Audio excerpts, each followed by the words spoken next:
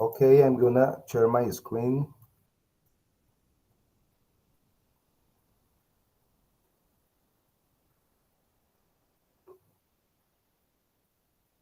Okay, let me. Oh, one moment.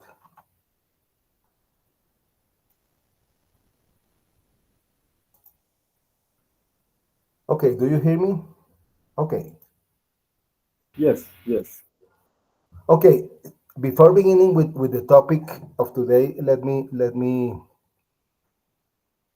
do a small recapitulation of what we have done until now. We have begun the course with data science.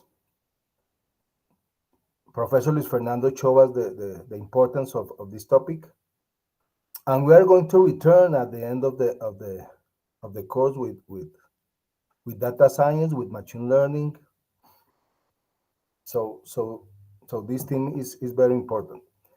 After that, what you have done is, I guess, the theoretical part of network science, some theory, some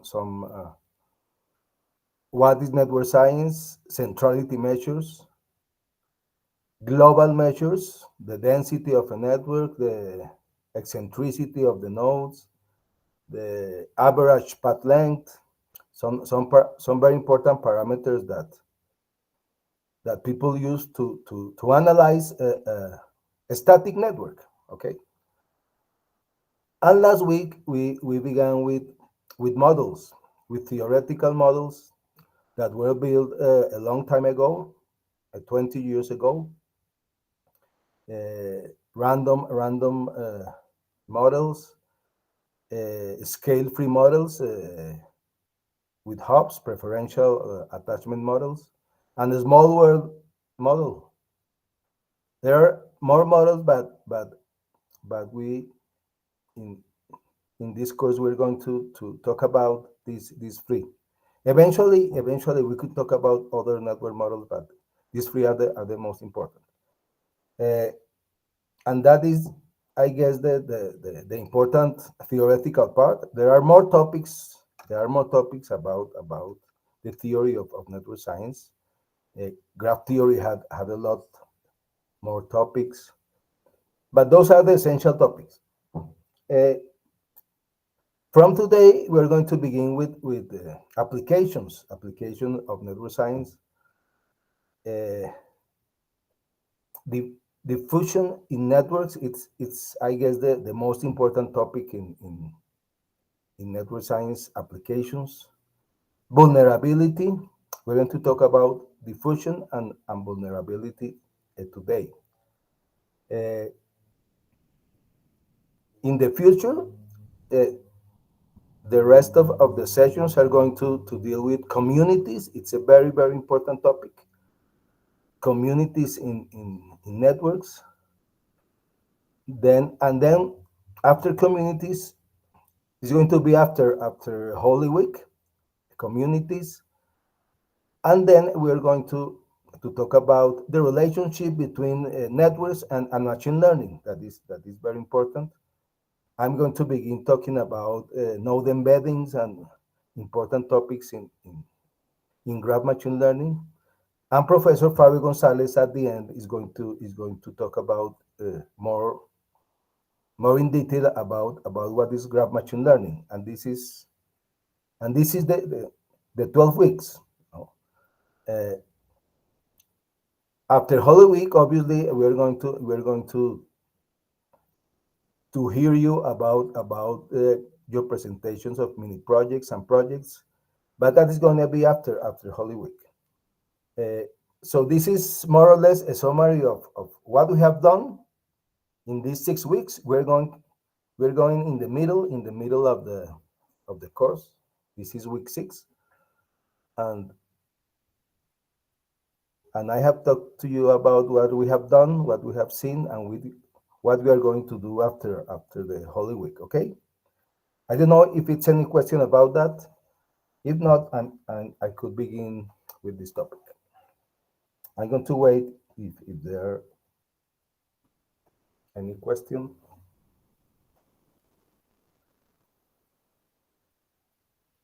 Any questions? Any comments?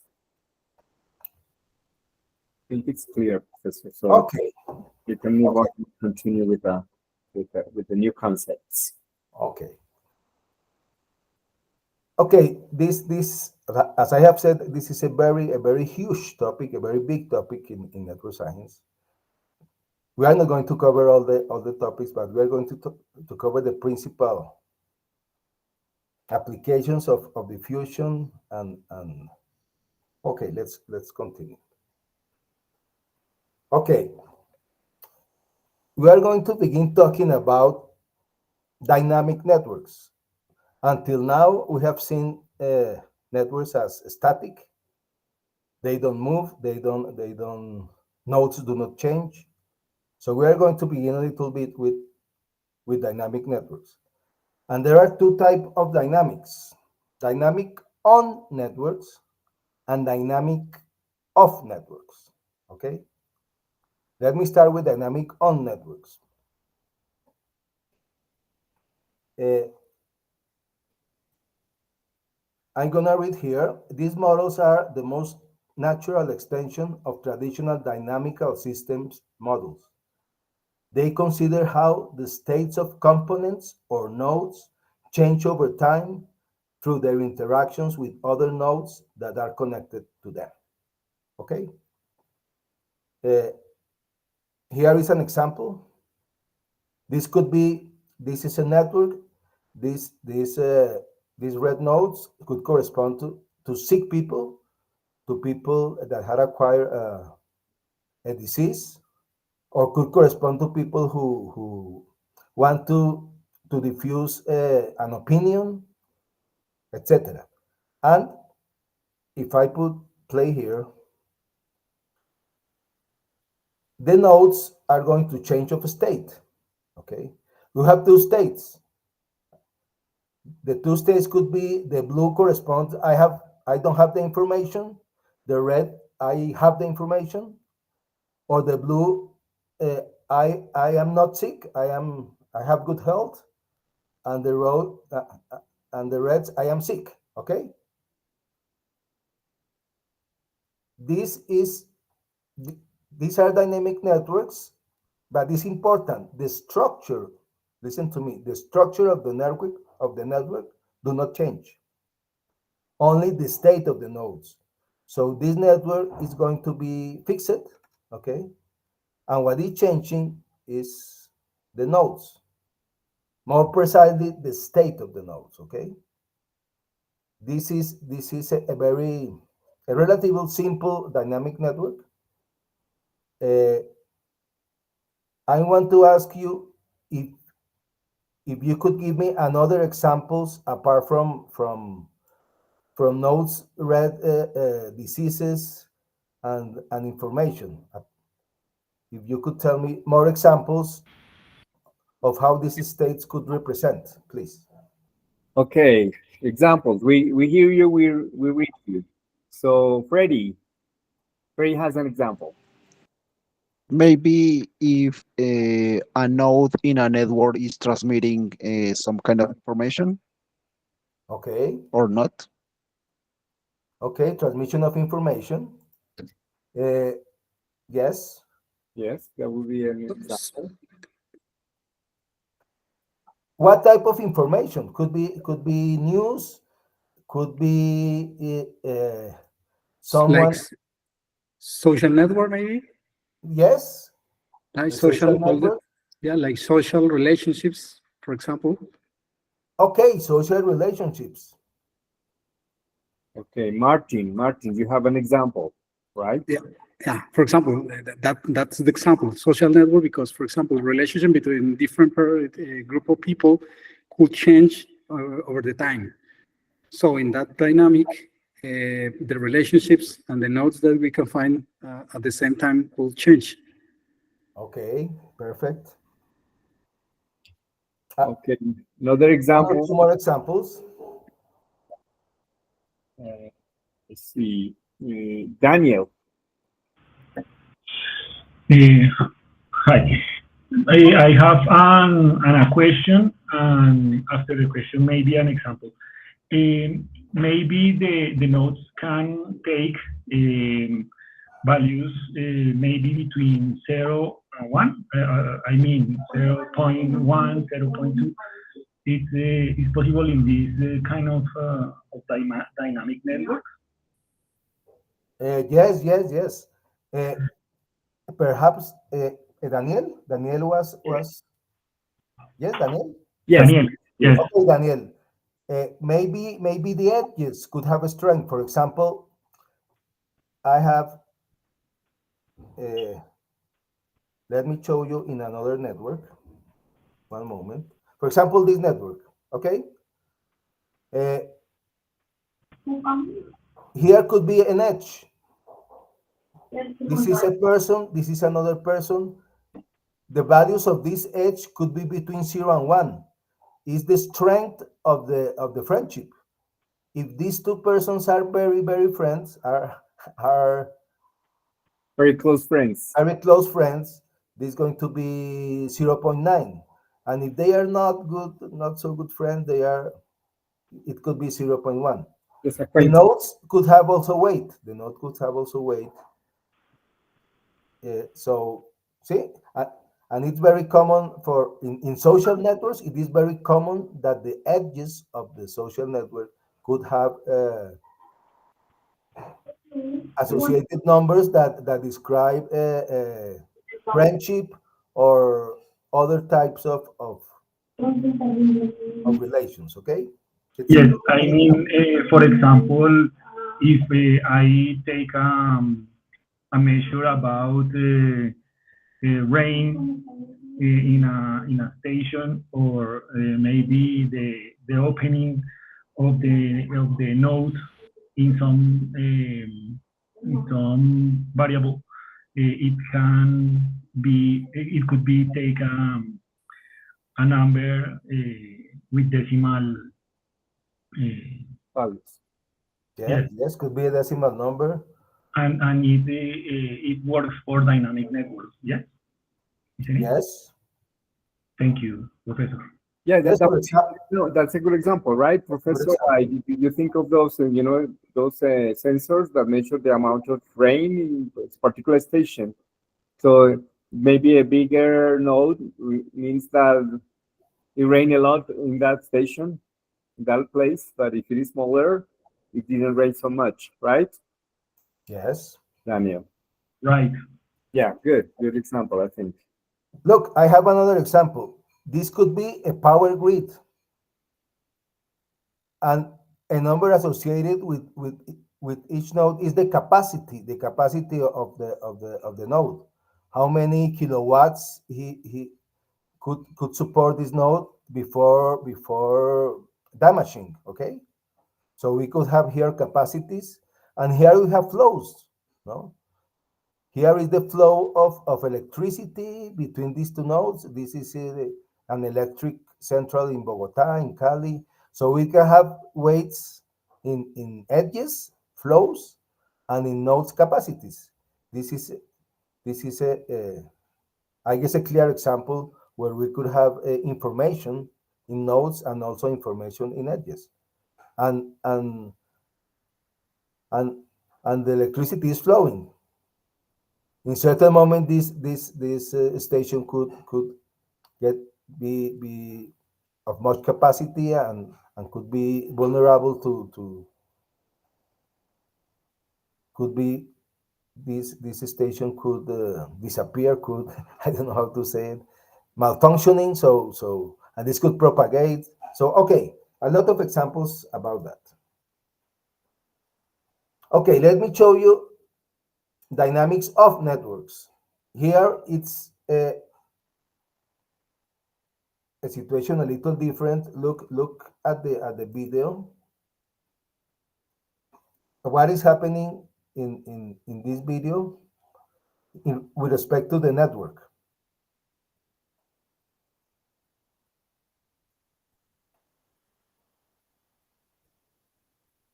The nodes are not changing, but what is changing here?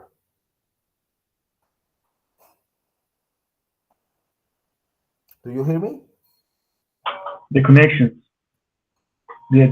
the connection. So here in dynamics of networks,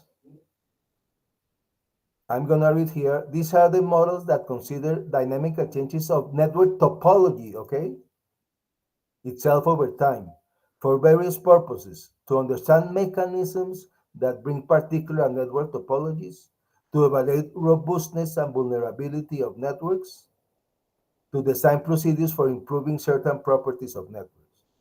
So it's interesting to study also networks where the edges, the links are changing in time.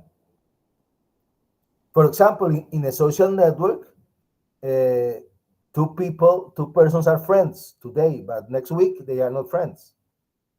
Uh, in Facebook, two people were not friends, and in 2 weeks they become friends because a friend of a friend, etc.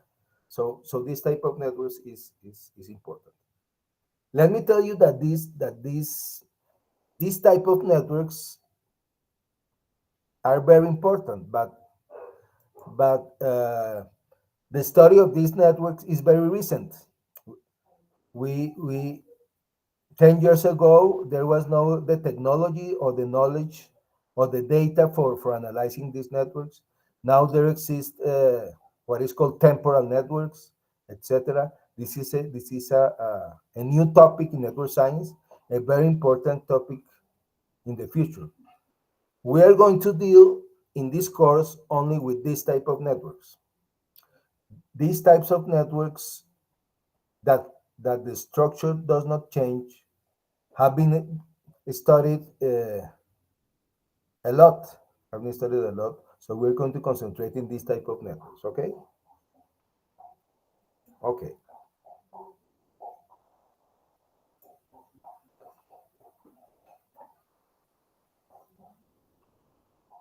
The most important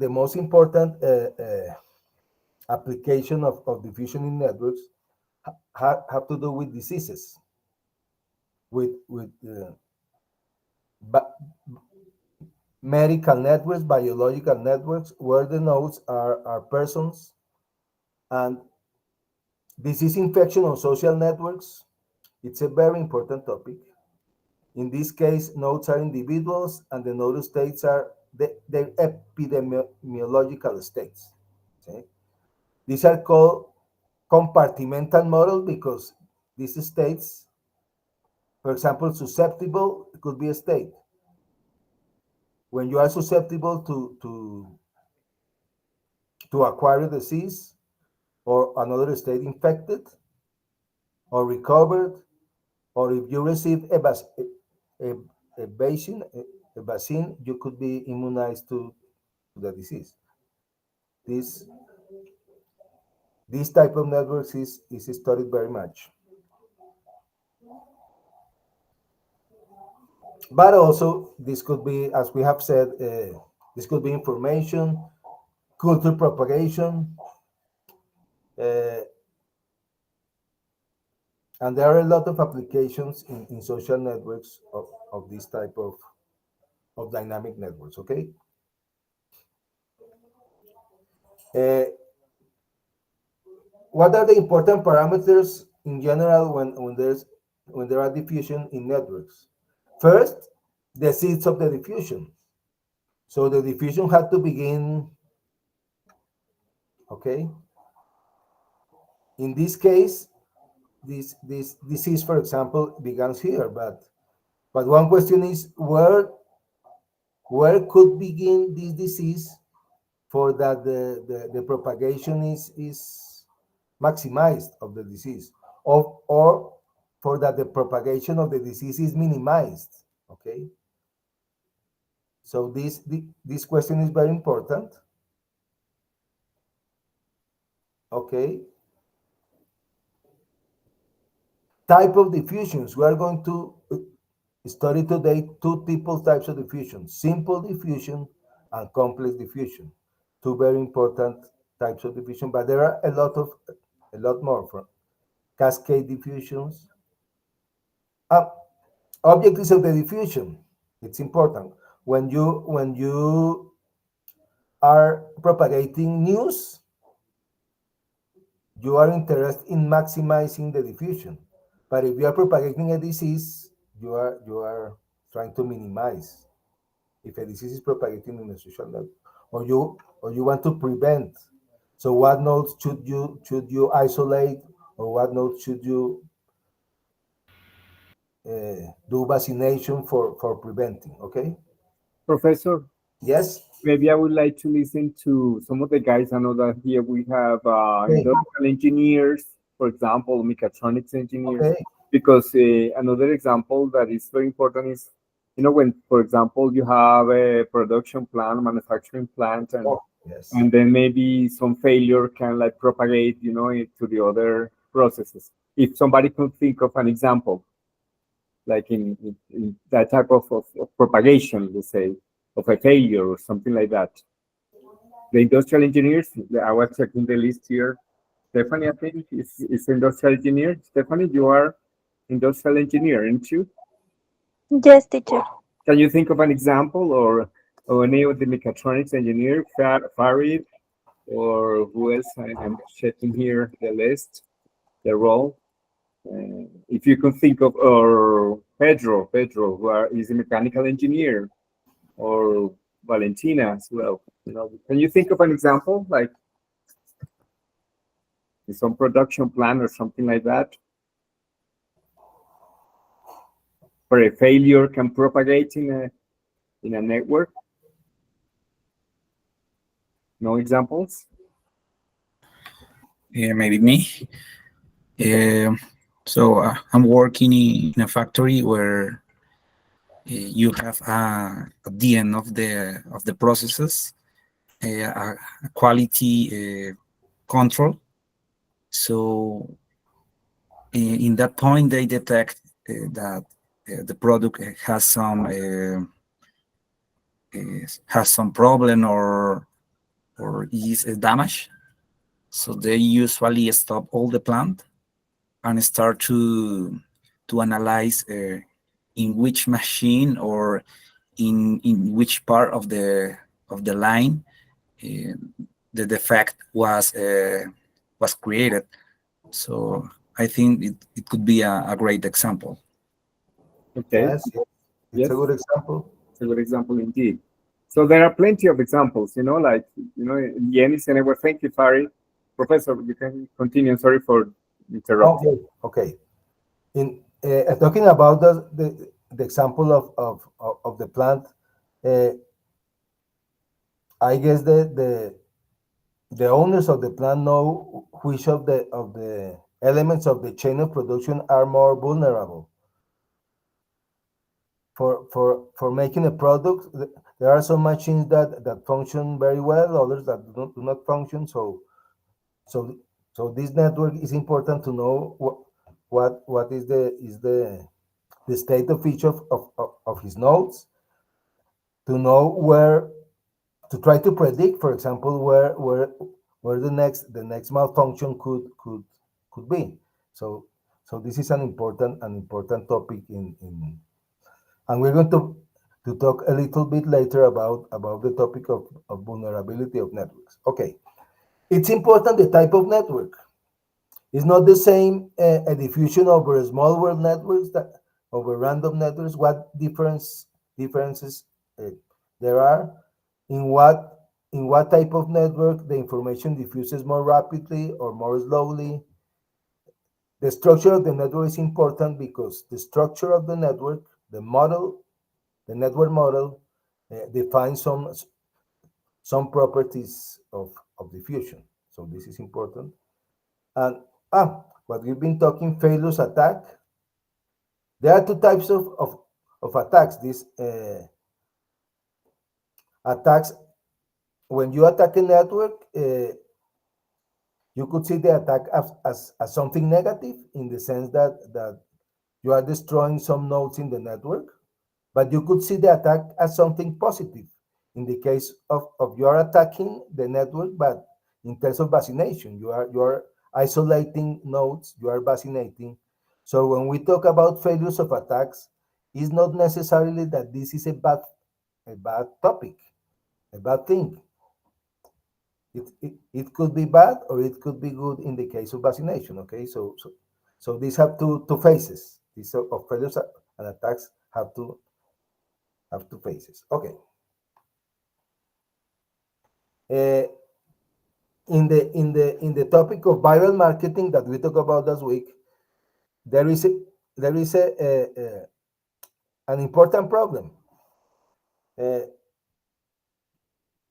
is this problem? You have to find the seeds. You have a network of people. You have to diffuse an information. Uh, you have a product. You have a product, and you want to encourage faster adoption of the product throughout the entire population. This is a very important problem, and it is not an easy problem. It's a problem that every enterprise, every uh, Company, excuse me. organization, company. Yeah. I always forget the word. Every organization has in mind, uh, but there are many parameters. How many and which consumers within a particular social network should be seeded to maximize the adoption? This is a challenging uh, problem, and it has been studied theoretically, and and is and it is possible that is an NP complete problem. This is a type of problem that is very difficult to solve. But there is research about this. There's no unique answer because there are different types of organizations, different types of networks. But this is something that is being researched very much today. Okay.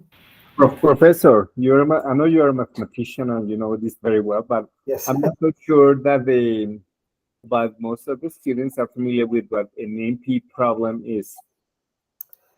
If you could give at least I know the computer scientists here know it, but I'm not sure the other professionals from other areas know the meaning of an NP problem. Maybe give the intuition, Professor, without going into so much math. Okay, and an NP complete problem is a problem that is very difficult to solve. It requires a lot of possibilities. It requires a lot of processors on the computers. It's a problem that if you grow the problem a little bit, it's exponential. The problem grows exponentially. So when something grows exponentially is I guess out of control because the exponential grow very much. So solving this problem with it's it's not easy. It's not easy. Okay. Yeah. I mean, in real life, in real world, in practice, you cannot solve it. When the problem is the instance of the problem is it grows. You just cannot solve it. Exactly. Yes. But maybe some approximations or something like that. But yeah, it's hard to solve them, and it takes a lot of resources because the amount of resources that you need will grow intuitively, like exponentially, as Professor said. Okay. Okay. Let's talk about biological diffusion. Uh, Epidemics is a very important topic. Uh, One of the reasons for the large investment of the scientific community, excuse me, one of the reasons for the large investment the scientific community has made in the study of social networks is their connection to the spread of diseases. So this topic of epidemics, it's a topic that has pushed a lot of effort to network science and to social networks. the study of epidemics has contribute very important to network science because it's a topic that requires a lot of money. It's a topic that is very important for humans, and it's a topic that is researched very much. A lot of results of network science have to deal with people working with in biological networks. When we saw if you remember the video we saw about the importance of network science, most of the networks they were talking about when they talk about the small world networks and Barabasi, etc., have to deal with biological networks. So this type of this topic is very important. It's a very old topic. It began a long time ago with a person, a mathematician called Daniel Bernoulli, who formulates the first epidemic models. Very simple epidemic models, but in that time there was a humanity was worried about the epidemics. No, uh, the epidemic models lie at the core of our understanding about infectious diseases. The main objective of Bernoulli was to calculate the gain in life expectancy at birth if this disease were to be eliminated as a cause of death. So he began investigating how could the life expectancy of humans grow when some disease was eradicated. This was a prediction. He studied about about prediction of this type of life expectancy. Uh, Let me. Okay, in 1927, the first book about epidemiology was written by these two guys. It was a very important book, and today epidemiologists cite in, in their article cite this book. Uh, this is another more recent, another important book in 1992. The authors try to recapitulate all the theories and all the models of infectious disease of humans, Anderson and May, a very important book. Uh,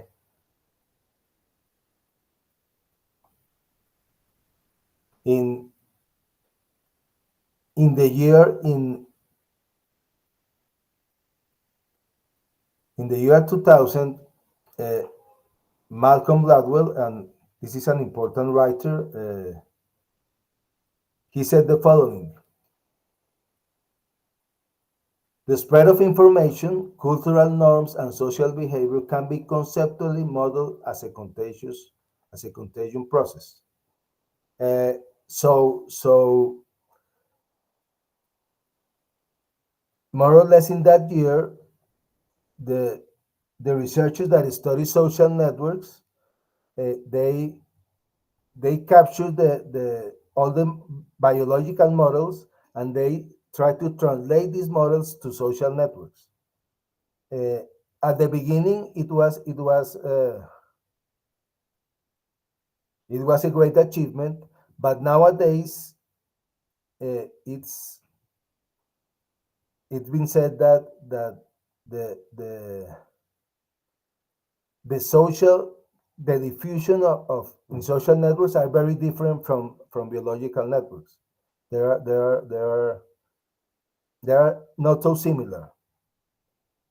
Although this person said that they could treat it, today this is not. This is really being not true. This is not true.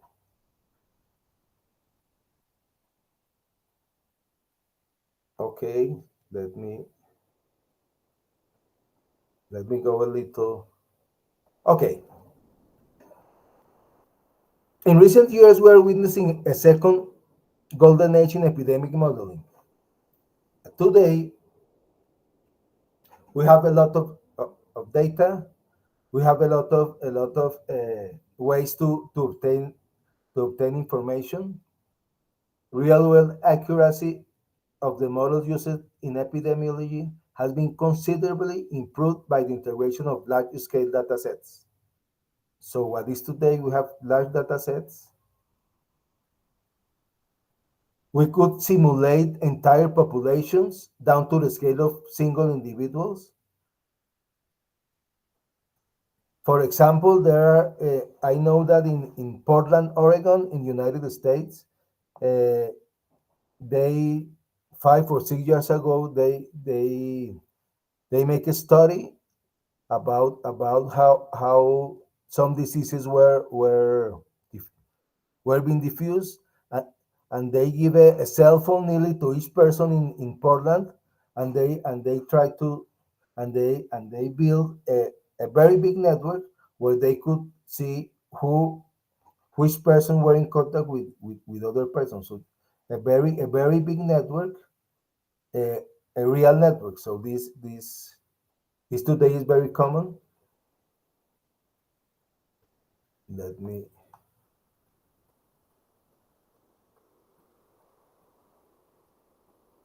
okay.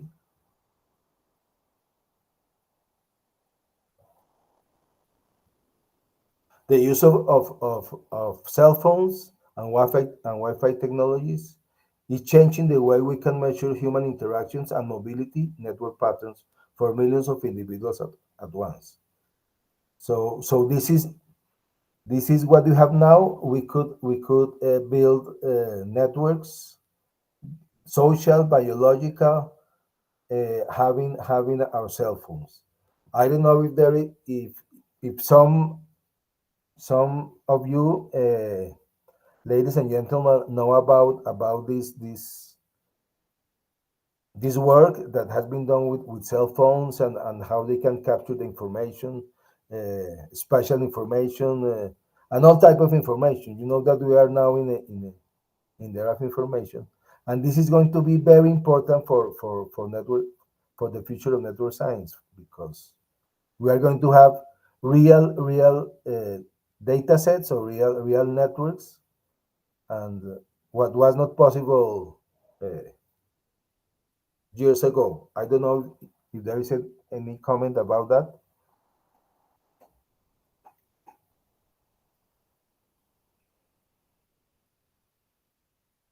And actually, those are dynamic networks. They call it. I don't know if any communication, a teleco guy here that they talk about ad hoc networks. They are dynamic. They change it because you keep moving and you connect to another node. Any teleco guy here who can comment on the ad hoc networks? I guess no teleco guys.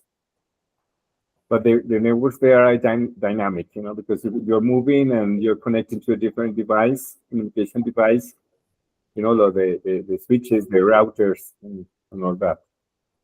Or if you are on a mobile network, to the cell, the particular mobile cell, the cells.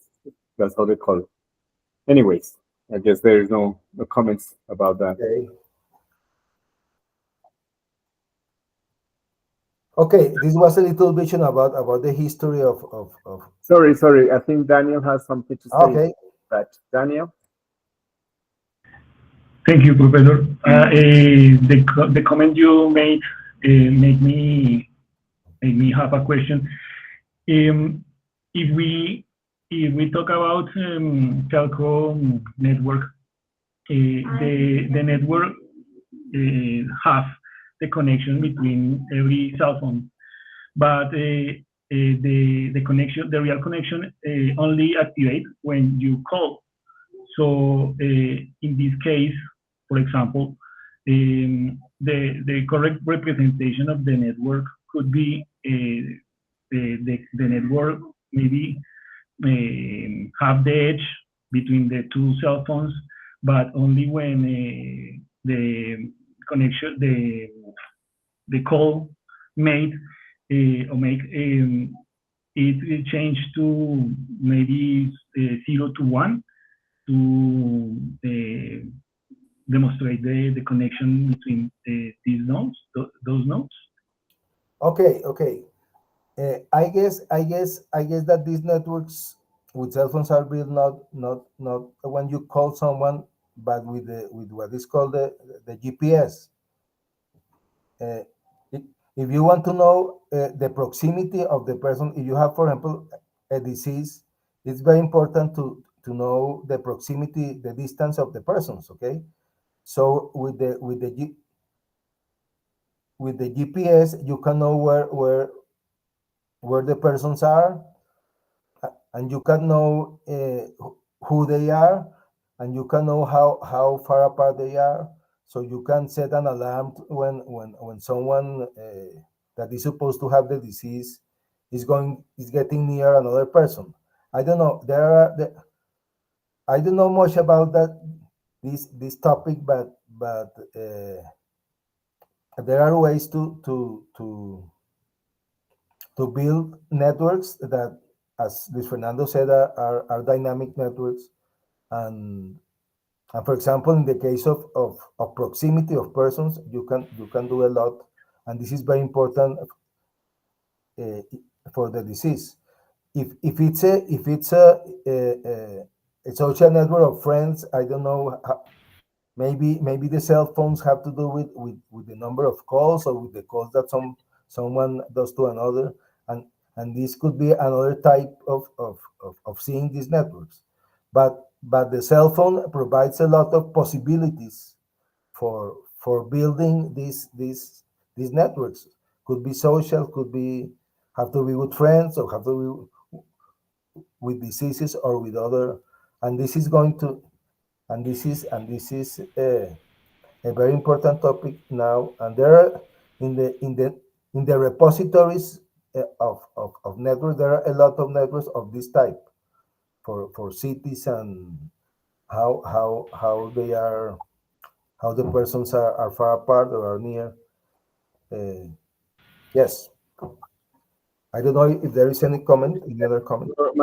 Manuel said something there. I don't know, Manuel, if you can open your mic and say, because yeah, as Professor said, like in the case of diseases, you know that you get infected if you get close to the other person. You know, if you get infected close enough, and so spatial information is also important there, and that's something that happens in these mobile networks as well. You know, like, as Manuel, can you say, maybe emphasize what you wrote on the chat, Manuel Peña?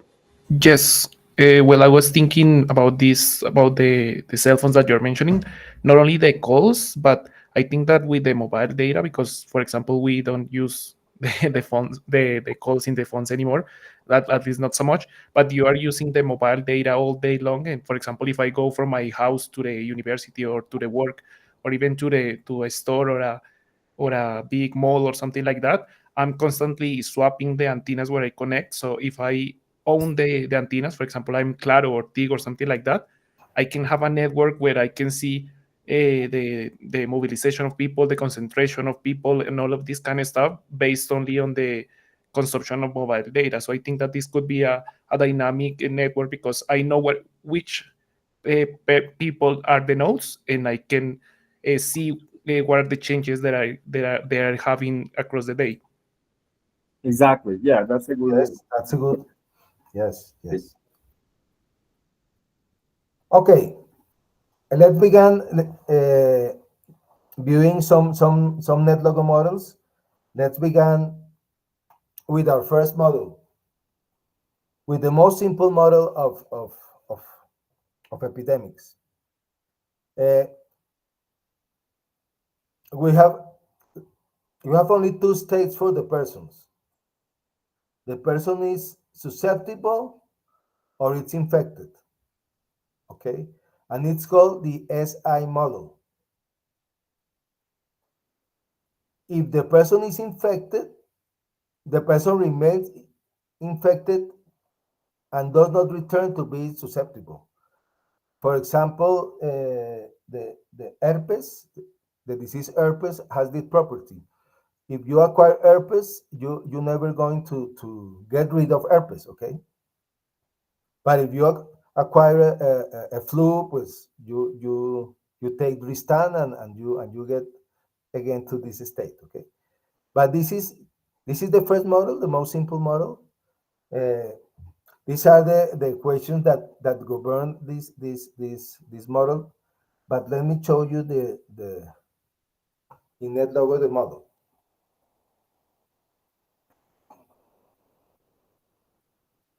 It's a very studied model.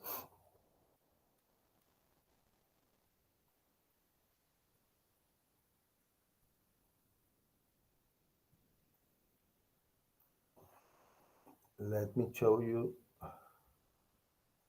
Okay.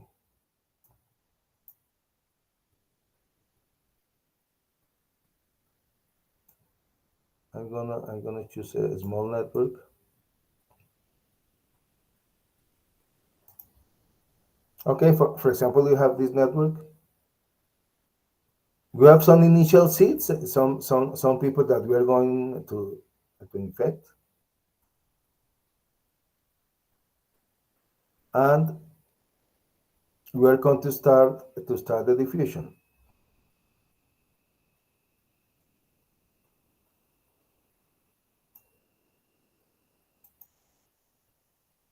Okay, here beta this is a probability. Is the probability that the neighbors of a red node acquire the disease. So here we can put it in 50%, something near 50%. Okay, something like that. And if a neighbor, for example, if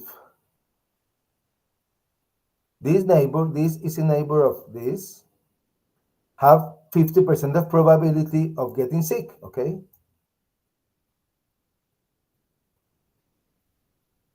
If I do the complete diffusion, we obtain something like this, okay? This is a very typical curve that corresponds to the CI model. This is called a logistic curve and has a very special shape. At the beginning, when there are few infected persons, the infection grows slowly, but there's a moment when the infection began to get bigger and bigger. And at the end, when there are a lot of people infected, the new infected are again few. This is typical of this model. Uh, here uh,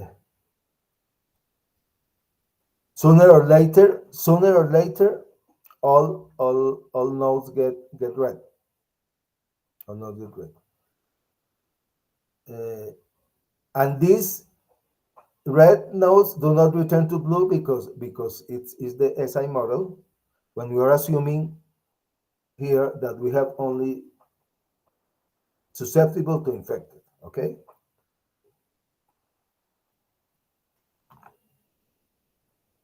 We could change this probability of infection. We could put a very small probability of infection,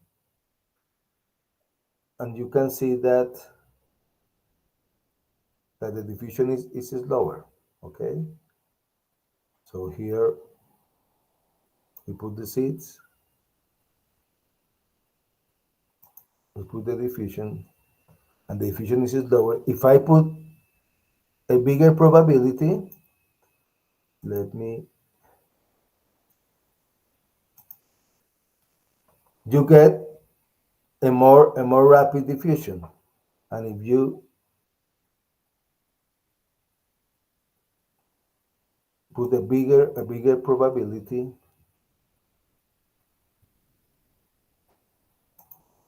okay, you get more rapid. These are typical curves of this model. It's a very studied model of epidemiology, and is the most simple and is the one of the first models. Okay.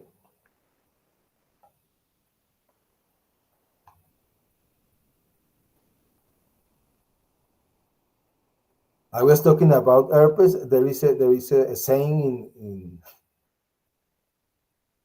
true love is forever, just like herpes, signifying that this disease is forever. Never goes away. No way. Never goes away. Yeah, it's funny though. Yes. Professor, maybe can you give an intuition because I think it's not hard, and we have some mathematicians here. Like, can you go back to the previous slide just to Yes. the explanation of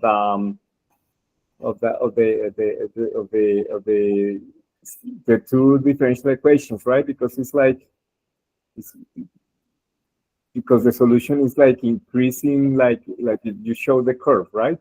Because it's one, Yes. what is it called? First order differential equation. Differential equations. Okay. Easy to solve, and I don't know if you could give an intuition. And it's like that's the rate, the rate. Okay.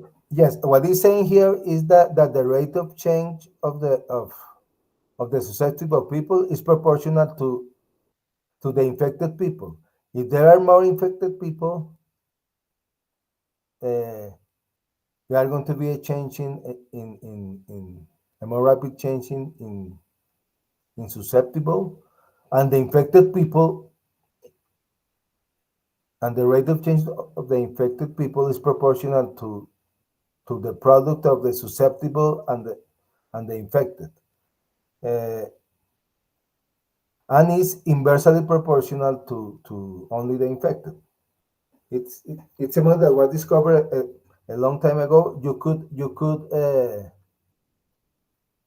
in a program like Wolfram Mathematica or something like you could put these equations and the curves are similar to what of susceptible are what you have here. Here I draw only the infected people, but obviously if I draw the susceptible people, the curve is going down. Okay, so here are the equations for the two quantities, for susceptible and for infected. Okay. Okay. This is the second model. Is the CIS model. Here we have two states, susceptible and infected, but the infected could turn susceptible. Okay. Flu, it's an example. And what is going to happen is if mu if this is the probability of infection and this is the probability of recovery, we have two probabilities: the probability that the person gets infected and the probability that the person get recovered.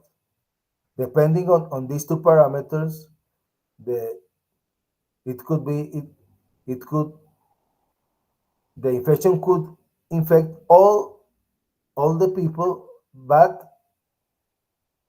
also could be lower and not infect all the people. Let me in the model we can see this clear. Let me see that.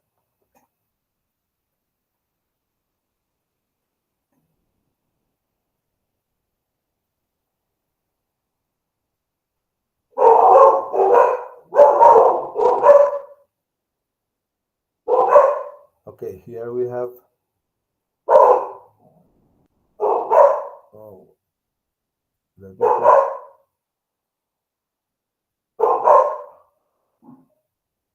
okay, here we have a network, one person infected. Here is it's in Spanish, probabilidad de contagio, the probability of getting the disease, and here is the probability of recovering.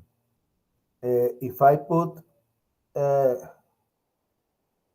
probability of getting the disease higher, okay, what is going to happen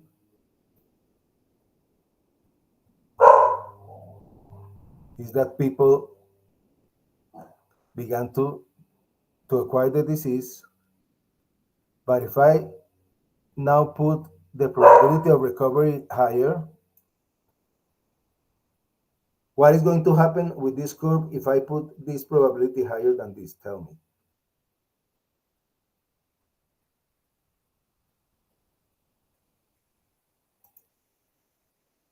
It's going to slow down the transmission. Okay, began to slow down. So this could oscillate. And if the probability of recovery is greater than the probability of getting the disease, I guess we could arrive to a state when all could get recovered, okay? But if we put this probability before all, then it's going to get. And this is typical of this type of model. You oscillate between susceptible, infected, like the flu. No? You get flu on April, then you recover, but in September you get okay. This is an important model. There's a lot of research in these models. I don't know if there's any question here.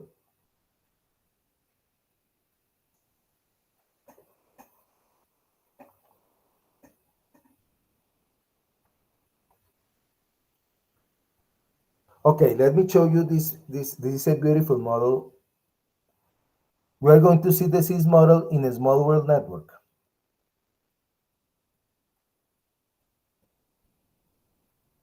Look.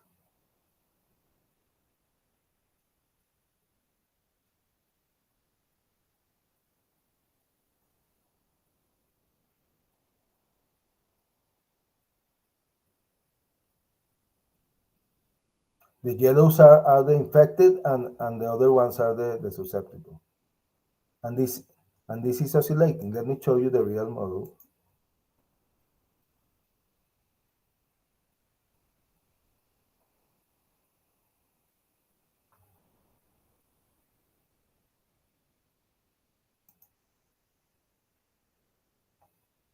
Here we have the probability of infection here, probability of recovery. We are going to infect one. And here it dies out because, okay, let me do it again.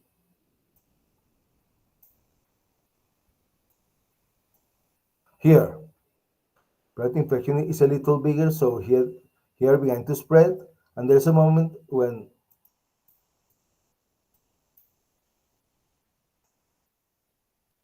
continue spreading, and it oscillates between susceptible and infected. If I could manage dynamically this. I'm going to reduce this parameter and put more recovery, and look, here all are recovered, okay? You could play with these models with the parameters. There's a lot of mathematics in these models. These are models to motivate the study of this type of models, okay?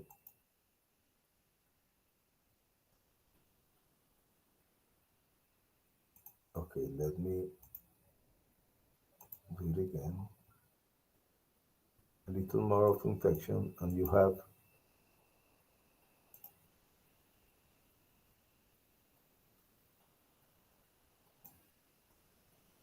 and I began to recover persons. Okay. Any questions?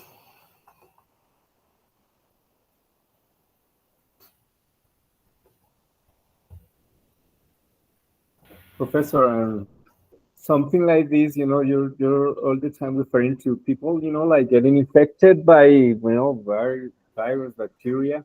but this happens also in computational networks. You know, we Ah, have okay. a lot of Yes. situations where you have this, you know,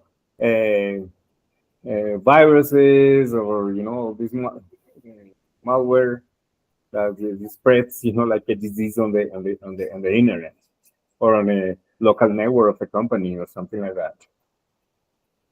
Yes, these models, uh, as Luis Fernando said, has been applied to virus on networks, and they have been extensively used for trying to mitigate those viruses.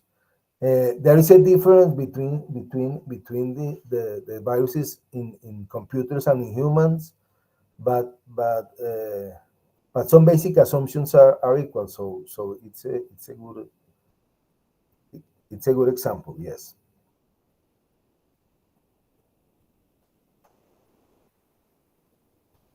Okay, this is the SEER model. I guess the last one we're going to see. Uh, here is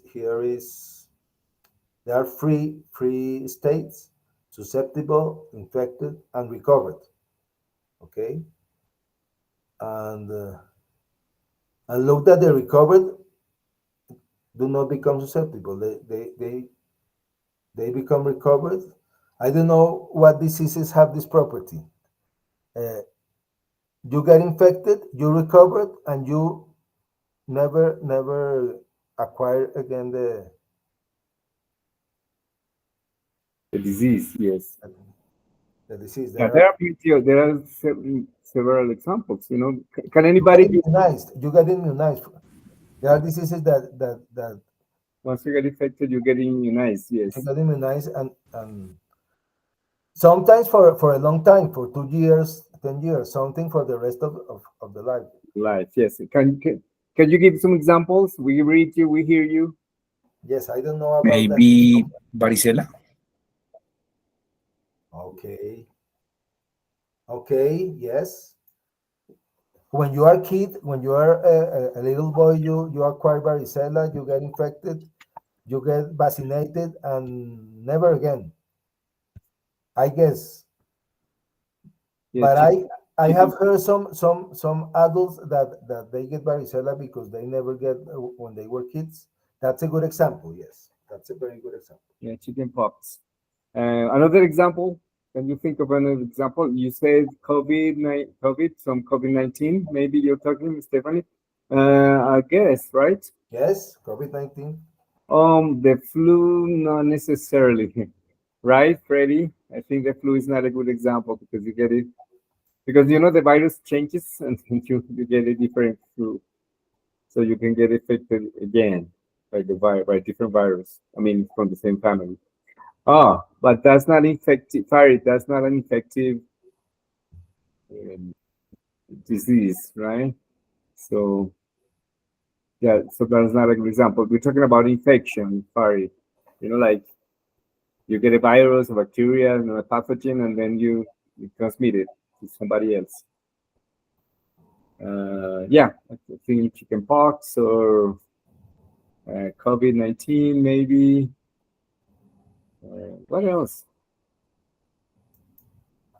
Well, anyways, if you think of another one, just we read you. Okay, thank you, Professor.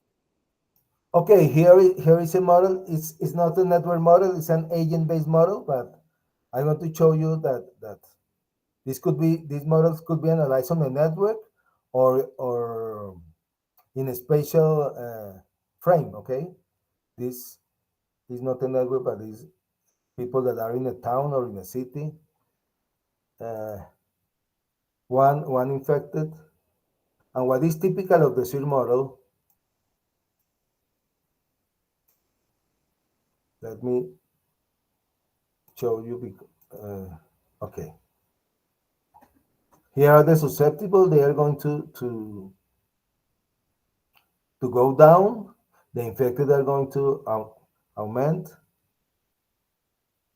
and there are little recovered. And when we continue with the model, okay, the infected are increasing, But there's a moment when a peak, there's a peak in the infected, and they are going to begin going down. And at the end, you get these three typical curve of the SIR model. The susceptible go to zero, the infected have a maximum, and at the end, all people are recovered. Uh, this is of the most used models in epidemiology, uh, and it's very interesting to see what happened with the different. I could do a variation here. I could amend this probability of getting recovered, and you get another type of. Okay, for example, here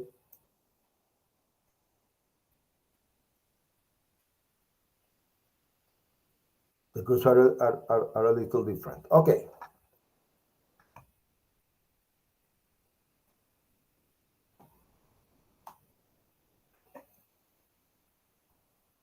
Okay. This is the typical curve of the SIR model.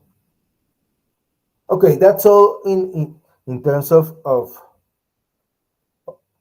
these models of epidemiology. I don't know if there's any question.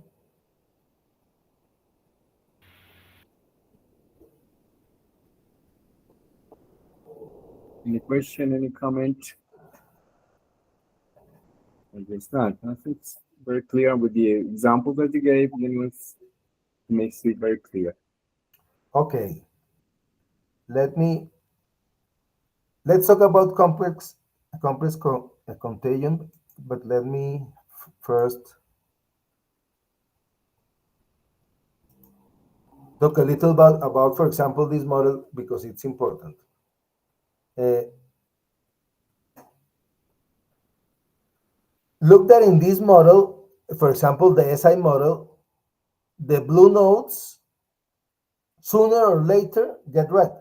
Okay, it's a matter of time, but all get red because there's uh, uh, there's a probability of the blue to get infected.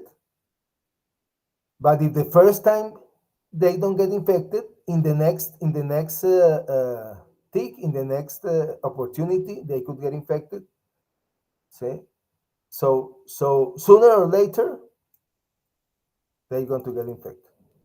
This is what is called simple contagion because uh, for example, news. Okay, news. Uh, News are going to be spread across the network, and sooner or later you are going to hear the news. So finally, all nodes change of state. Okay, this is important that you remember because complex contagion is different. Okay.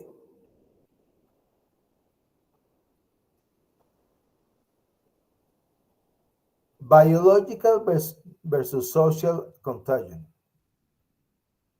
Why do some social contagions seem to spread easily while others struggle to get going?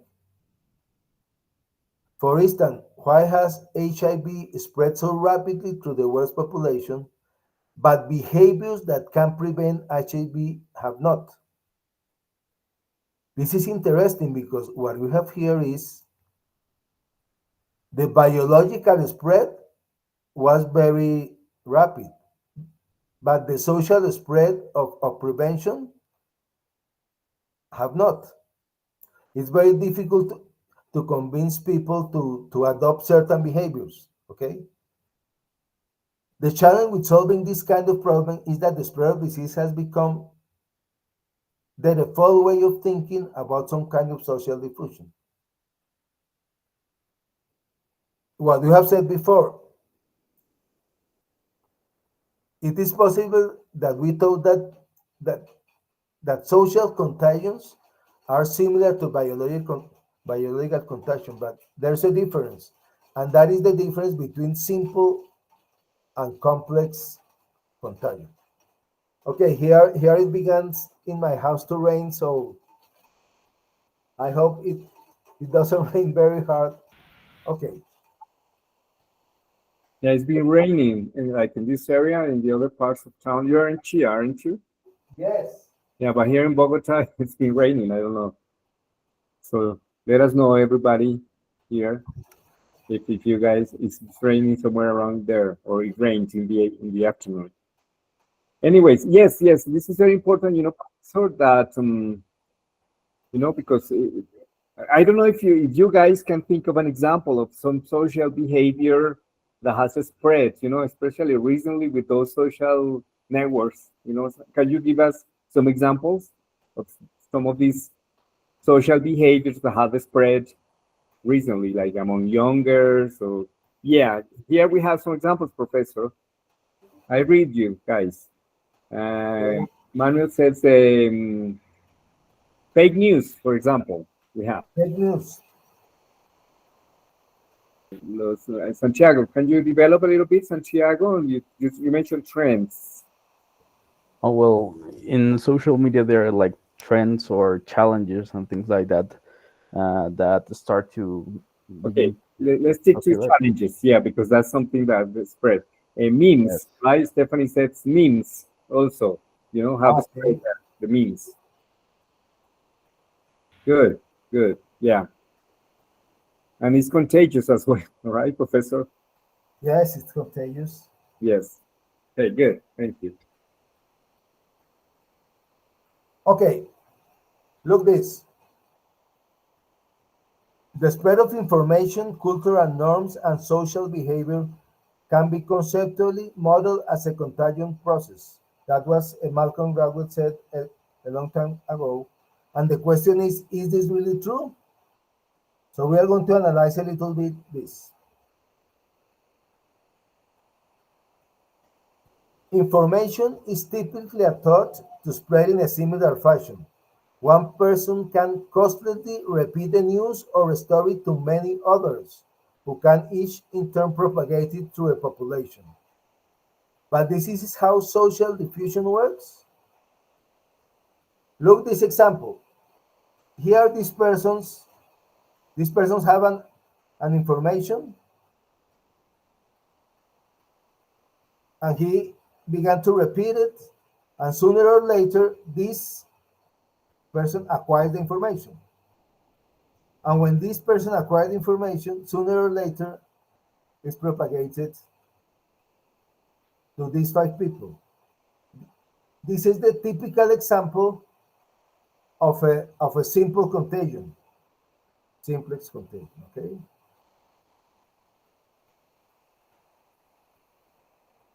But let me show you. I have it here.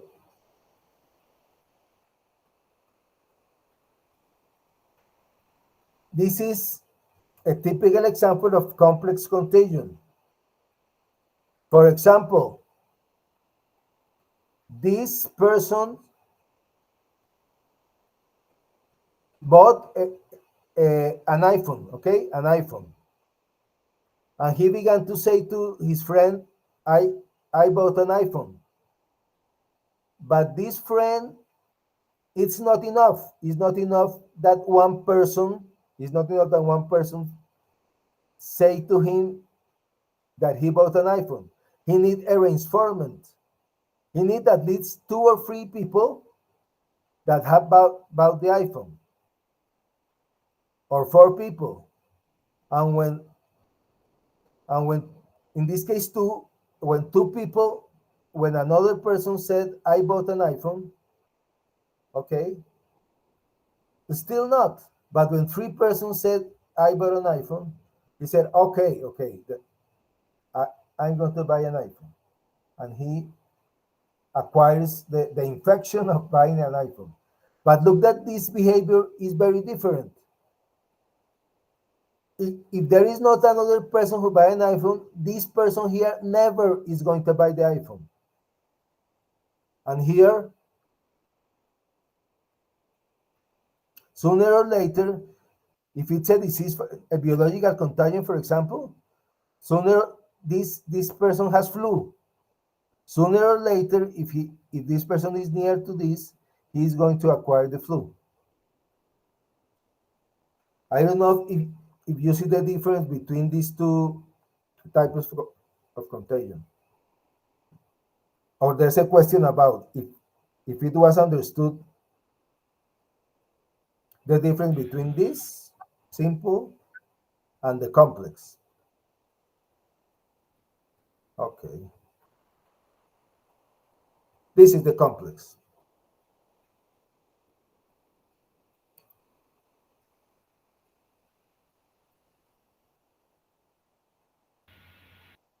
This is typical of social. For example, going to a riot. Riot is huelga, a protestar. Okay, if one person say to this, let's go, and he said, oh, but if two or three persons say, okay, I guess I go. Okay. Yeah, and maybe in that example, we can have another variables, right? Because I'm not. Let's say, for example, some people do need that. In your example, that three people invite them to protest, but maybe some other people would require just one of them to tell them, right? Okay. So, Yes. The it's possible that some persons do not need their informant that, and if the best friend said, "Okay, let's go to the riot," uh, he could go. But but the assumption is that for getting infected, you need some threshold, some reinforcement. In this case, three. And it's a model. It's a theoretical model. It said if if if three or more of your neighbors bought the iPhone, you are going to buy it. It's not real, but it's a model, okay? Professor Stefan, I think Stephanie put it in a very nice way. Stephanie, can you please read out loud what you wrote? Okay. Like puts in a small sentence what an explanation of what it means by complex contagion. Stephanie. Yes, the difference is the number of interactions at the same time. Yes. The difference is the number of interactions. That has to be greater than one. One person is not enough. For some other different formats, it got to be higher, I guess. There's a more complicated model where each person has a different reinforcement.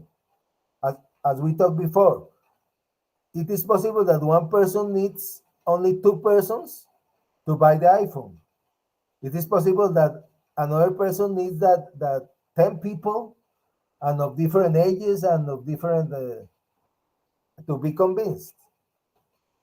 But this is a more complicated model, and this is a simplification of, of the model saying this is fixed in three or in two, but in real life maybe not. Okay, but it's a model. Okay.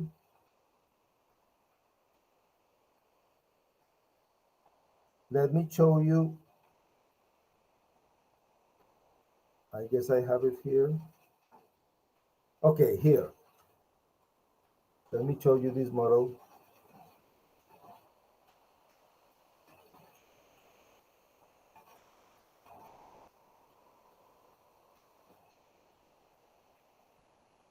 Okay.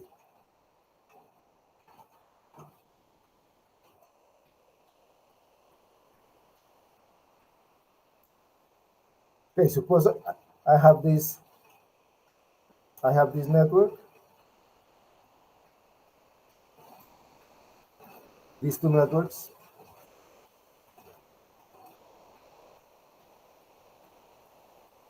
I'm going to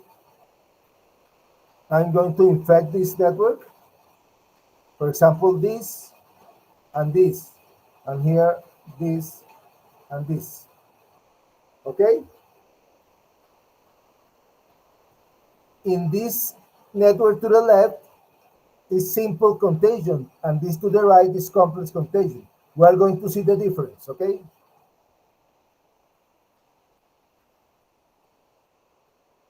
Look the difference. I'm going to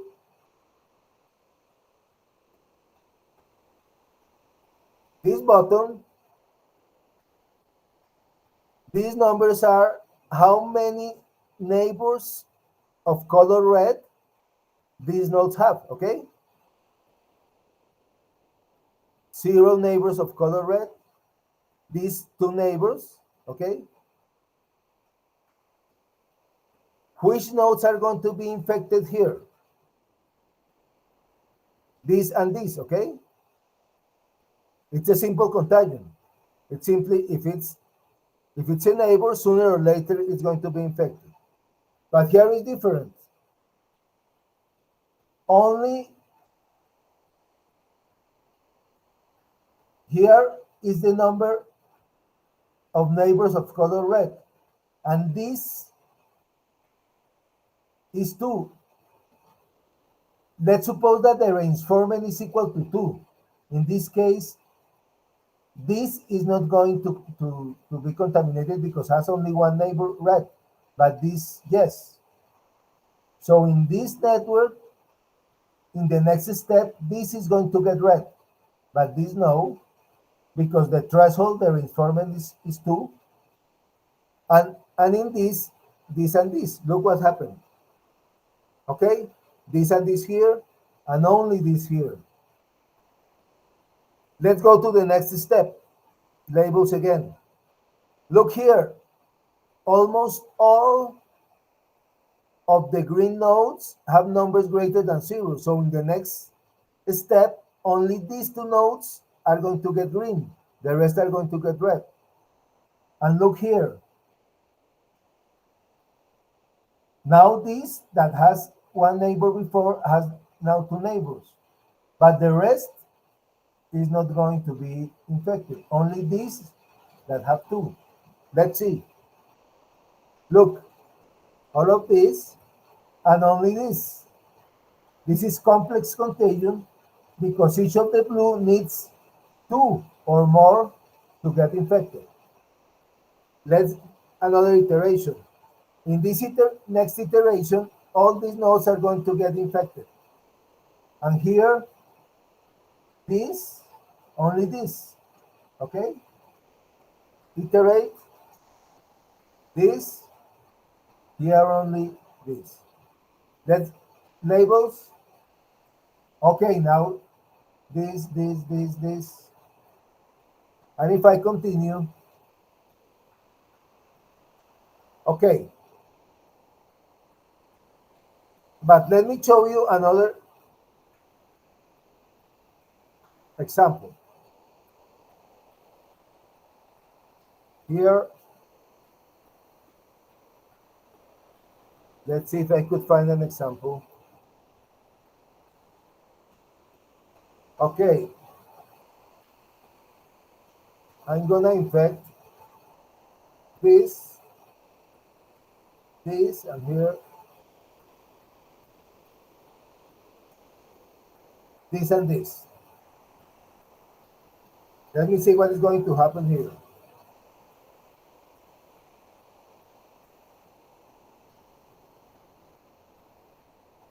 Oh no, excuse me. Let me do it again.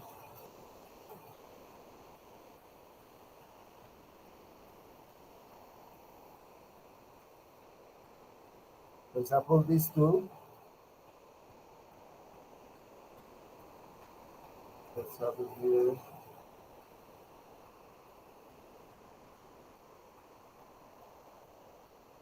Okay, one moment.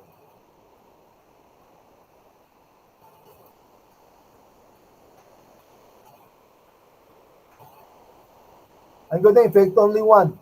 Here only 1, and here only one.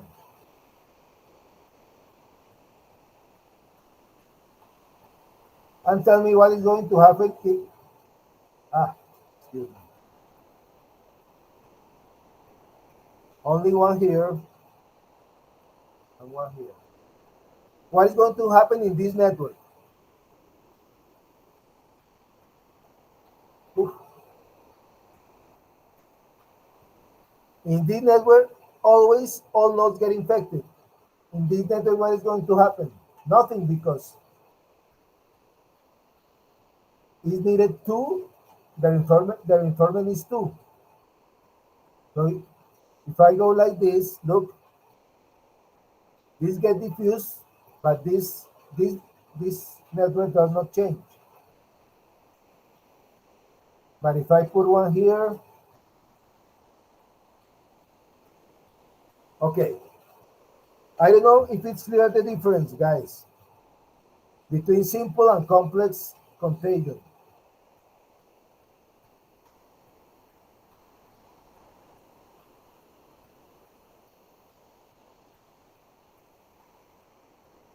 Okay, I think it's time for a break, okay? Yes, yes, right on time. So a 10-minute break, right? So it's 7:30, so 7:40 we're back. Okay, okay, let's do the break. So see you guys in 10. 10 minutes.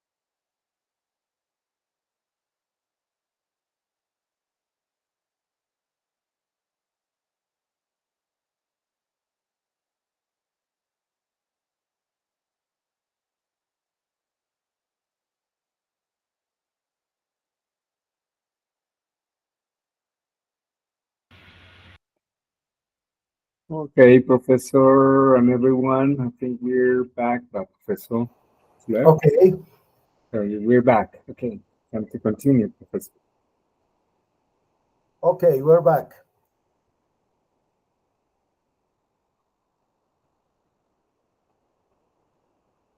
Okay, uh, we are going to do now a very important activity. Uh, I think is the best way to understand the difference between simple and complex contagion. It's a website that have that has a lot of interactive activities of science, of complex systems, of networks.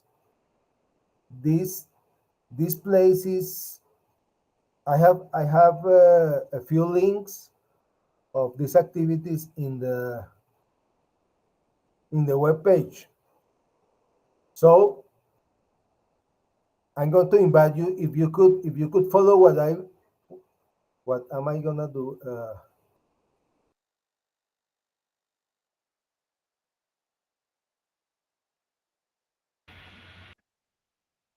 Did he leave? I think we lost him.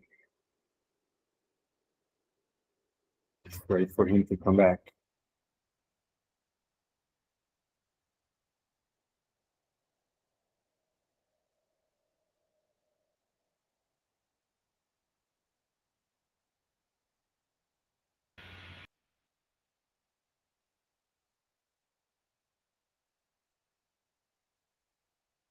Please hold on and see what happened to him.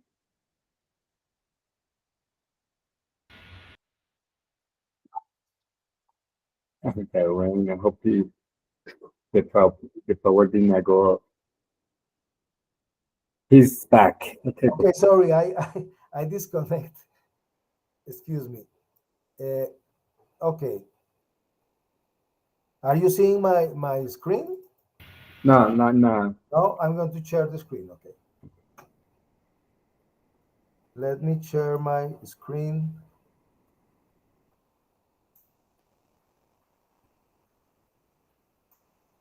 Okay, are you seeing the screen? Yes, now we are. Okay, this is the web page. I'm going to send in the chat the link because I want that all of you please get connected to the web page. Okay?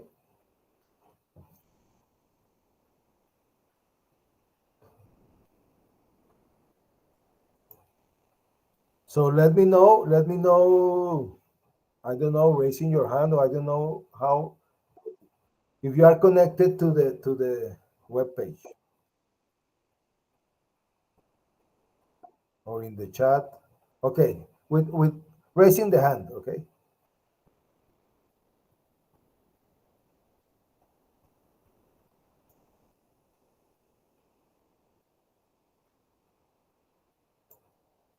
Some reaction, like thumb up to be thumb up.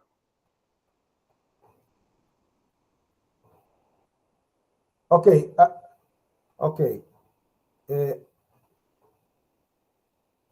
are you all here in the web page, guys? Yes, we are. Yes, I think by this point we are. Okay. Here it's a tab that said internet links, okay? Internet links. Yes? Here? Yeah, Click, clear. please. Okay. Look, here, 1, 2, 3, 4, 5, about 20 interactive activities. All have to deal with network science, the majority, okay? For example, here is the Sears epidemic model. Look here. This is a model that we have not talked about. It's SIRS. And look, I'm going to click here. An explanation of the model, and you can play here, okay? infection, transmission rate more. Oh yes, what is happening? Explanation, not mathematical explanation. Some have mathematical explanation, some not. Okay, I invite you because these links are very, very, very good links. Okay. For example, here the giant component of a random graph. They are very beautiful. This is the average degree of look what happened when you increase the average degree of a network. What happened to the giant component? Here are the giant component and the second giant component.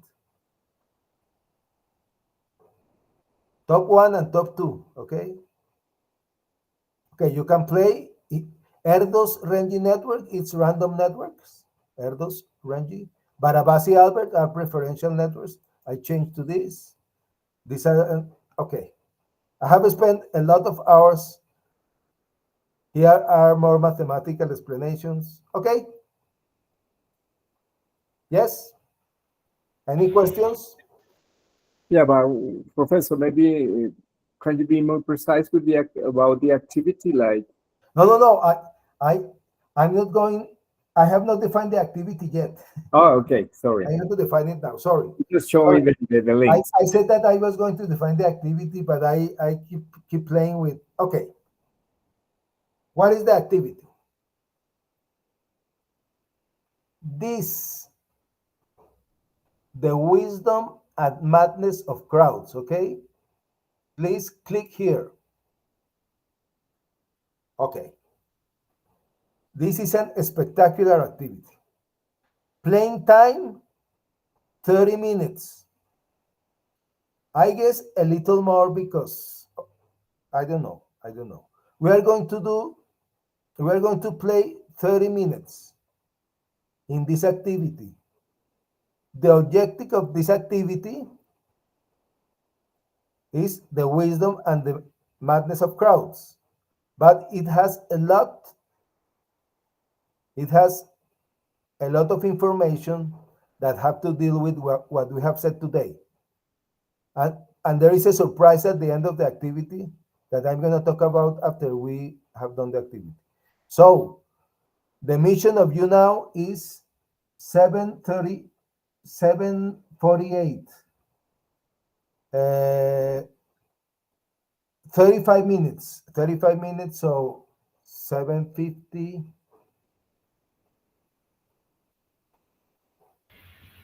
8:20. ¿Ok? A las 8:20. ¿Ok? It's very important that you don't do this activity fast. There's no rush. No rush, slow, try to understand. And after this activity, we are going to discuss the activity, questions, and okay. So I'm gonna let you alone,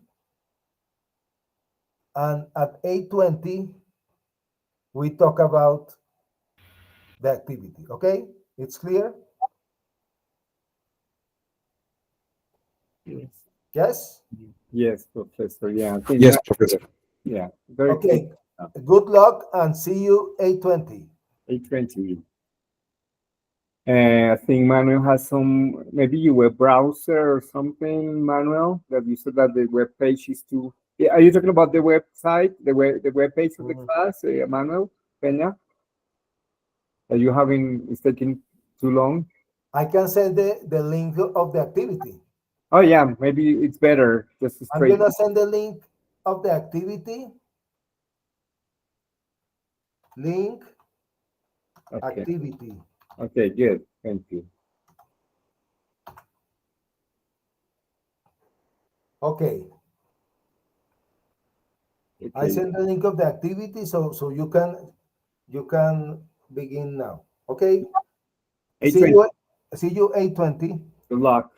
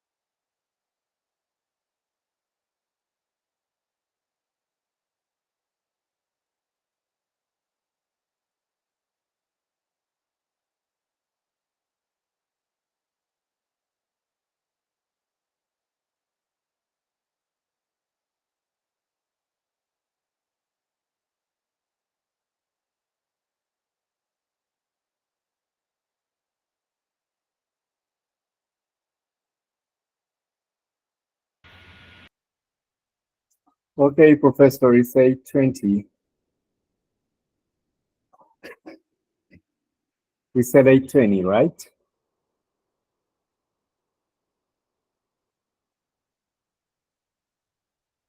We cannot hear you.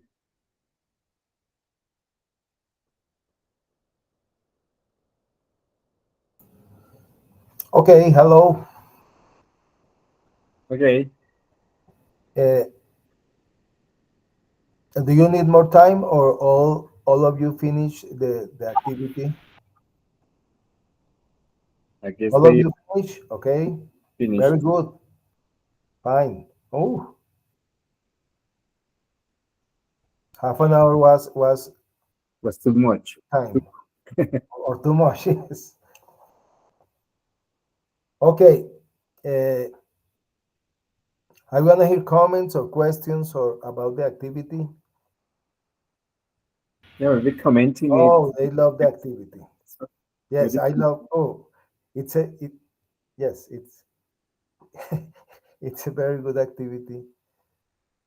I think it's the best way to understand the difference between simple and complex contagion, and the surprise at the end, the perfect balance between these contagions, and the perfect balance between communities is when the network is a small world network.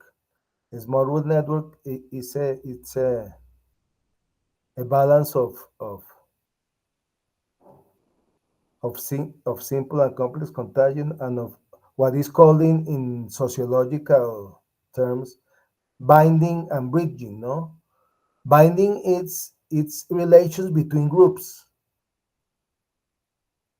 and bridging is connection. Okay, binding is intra-group connections, and bridging is intergroup connections, connection between groups. These are called strong ties and weak ties also. When you have a community, the nodes, the edges between the community are strong ties. For example, a family has strong ties, but you need also weak ties that communicate you with other communities. So you need two types of communication with your community, but you also need to understand other communities. Okay, and you have these two types of connections. And if you want a balance in a network that has several communities, and you want a balance for problem solving, or for other activities, you need a small world network. So there are a lot of things to say about the activity, but I don't know if there are any questions, or anything you want to say that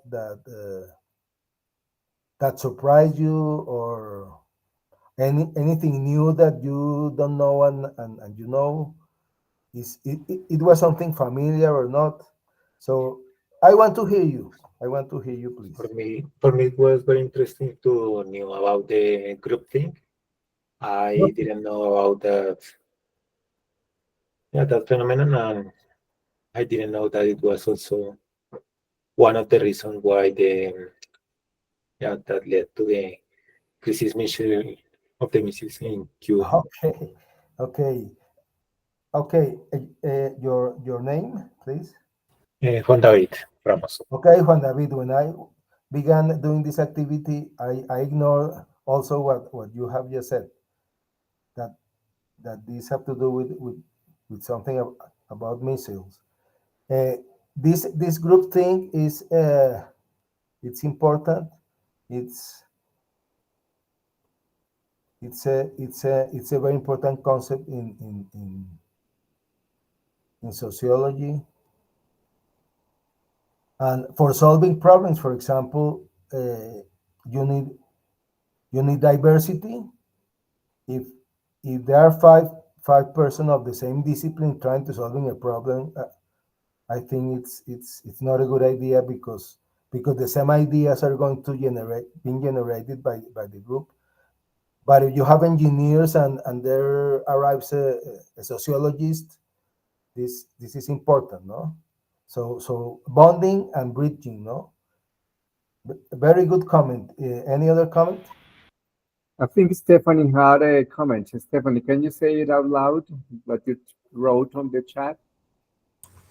I I I think was funny when start the activity. They say Newton lost a lot of money. I don't remember the amount, but just for our opinion. Oh yes, yes, yes, yes.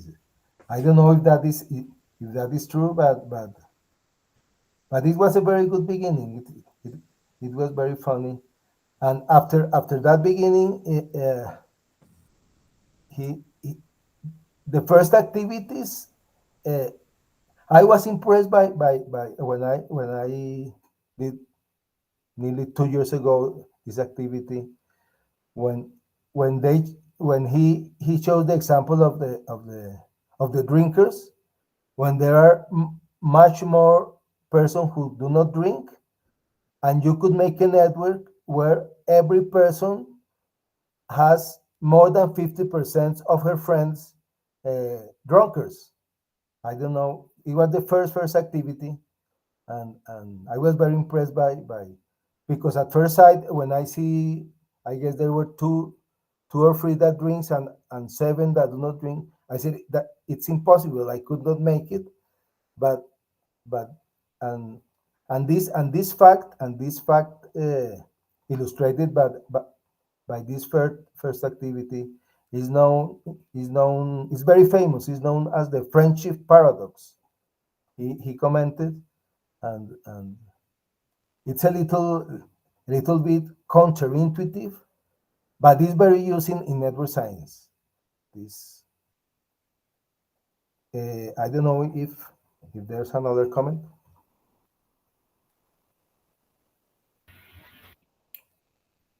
Any more comments?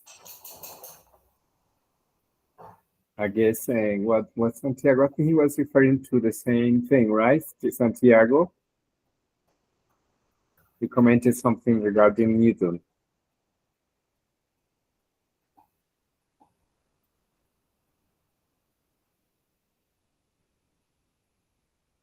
He managed the coin house, he says. I think. Okay. Anyways, anybody else regarding the activity? Anything, any concept that you learned? Something that you wanted to share? To shout today. Okay. Uh, I invite you to the other activities in the web page. Some have to deal with diffusion in networks. Some have to deal with centrality measures. Uh, and these links are in the web page. Okay, let's let's continue. Angela Maria raised a hand. Yes, she wants to say something. Angela, go Okay, ahead. Angela.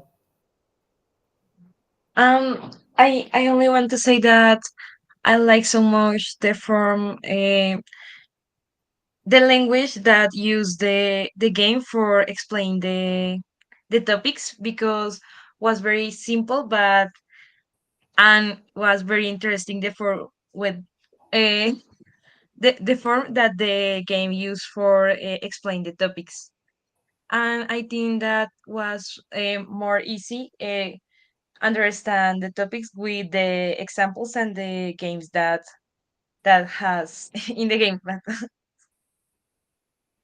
Okay.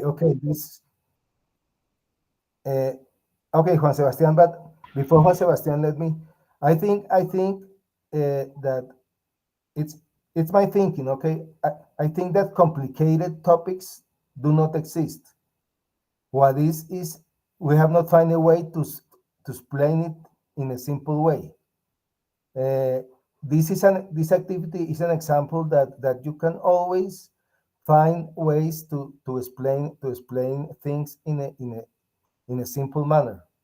Uh, I remember reading a book about relativity when I was young, It was called The ABC of Relativity, and it was written by Bertrand Russell.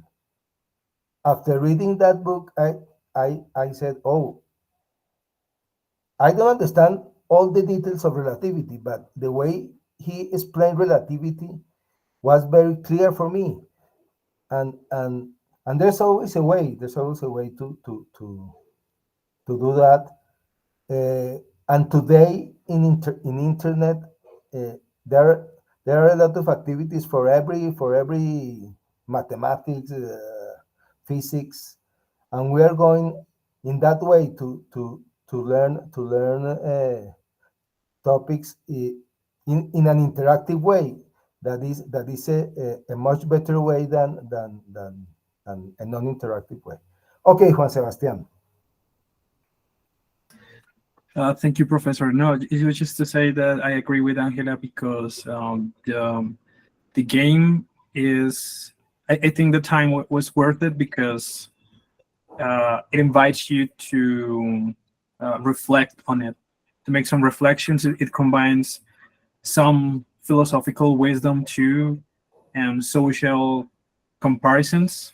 So it was great for because of that too. I just wanted to remark that too. Okay. Uh, I pluribus unum, and all those examples kind of combining the wisdom throughout history of humanity. That was really really good, and you actually can test things using, like, you can not also read but exercise a little bit when you draw connections and all that. Yes, they can be easy sometimes, and sometimes they are not that easy, but it really gets you. So yeah, it was really great, just to say that. Okay, okay. Yes, the activity invites you to try things. When you try things, you make mistakes. For example, oh, that link no, that link yes, and in this interaction with the activity, you discover from your mistakes, you discover the concepts. Okay, so this is very important. But the author of this activity also recommend books. No, it it recommends a book of James Uresky, the Wisdom of Crowd, that is a very very good book. So I guess it's not enough. It's not enough to know simple and complex contagion. It's not enough the activity. It's you have to read it more. You have to do more things, but it's the beginning, because if you are motivated by the activity, then you're trying to, oh, what is this binding, what is this bonding, and you begin to investigate the concepts, and that's and and that convert learning in a very proactive activity, and not I'm going to learn this because I have to. So this is very important. Okay. Okay, let's continue. We have nearly 20 minutes for for the second topic, that is vulnerability. Let's see if we can advance in that topic. Are you seeing my screen? Yes. Okay. Yes, teacher. Okay. Uh, Another important topic in networks is what is called vulnerability of networks, or resilience of networks. Uh, Here is an introduction. Errors and failures can corrupt all human designs. The failure of a component in your car's engine may force you to call a truck. A wiring error in your computer chip can make your computer useless. Okay. Many natural and social systems have, however, a remarkable ability to sustain their basic functions even when some of the components fail.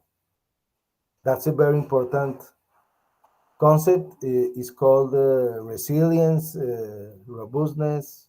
It has many names. Uh, While there are countless protein misfolding errors and misinteraction in our cells, we rarely notice their consequences. Okay? There are a lot of errors in our body. I heard nearly 1 or 2 years someone saying an interesting thing. He said uh, about 1,000 cells of our body dies every day, but we don't notice that.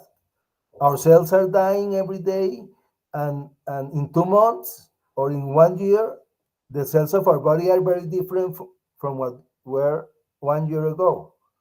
But we don't notice that because our body is very resilient and and and keep functioning with that destruction of cells. No, here is another interesting example. Large organizations can function despite numerous absent employees. In a company of 1,000 employees, maybe every day 50 employees are not going because they are ill, etc. But the company continues and is not affected very much by these absent employees. Understanding the origins of this robustness is important for many disciplines.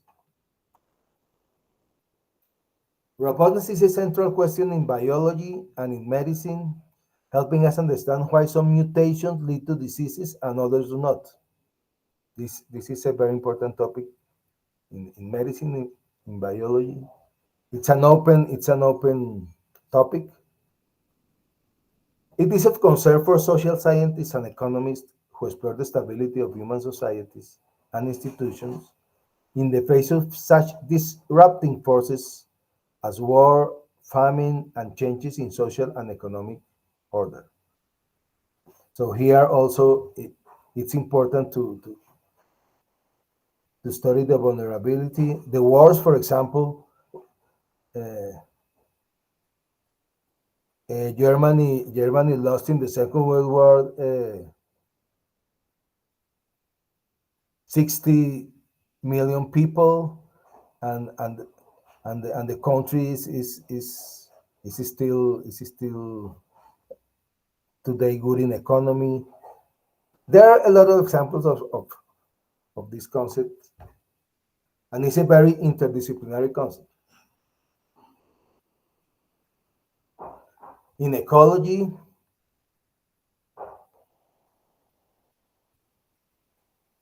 whenever nature seeks robustness, it restores to networks.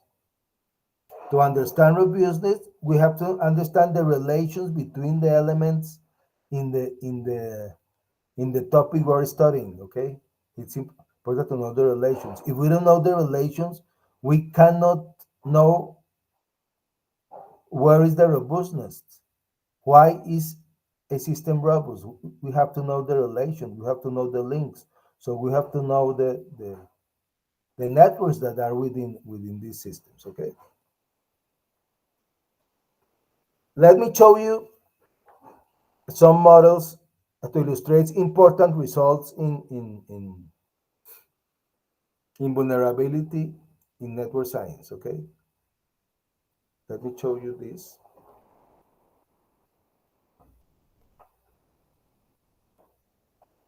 These are simple results, but very, very important, very strong results, and very general.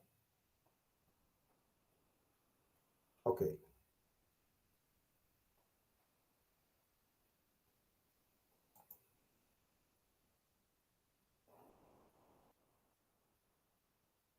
Okay. Let's look here. We have three networks. When you see the networks like this, they look very similar. But this in the left blue is a random network. This uh, here it's a small world network, and this is a preferential network. Let's see a little bit why this is random small. I'm gonna hide this I'm gonna hide this, and I'm gonna display this. Okay. It looks like random. So this is a random network. But look the other. Let's look this. It's a little different. Okay, it's more regular. It's more, look. These triangles are typical of a small world network. So when you display it, they are a little different. And the third,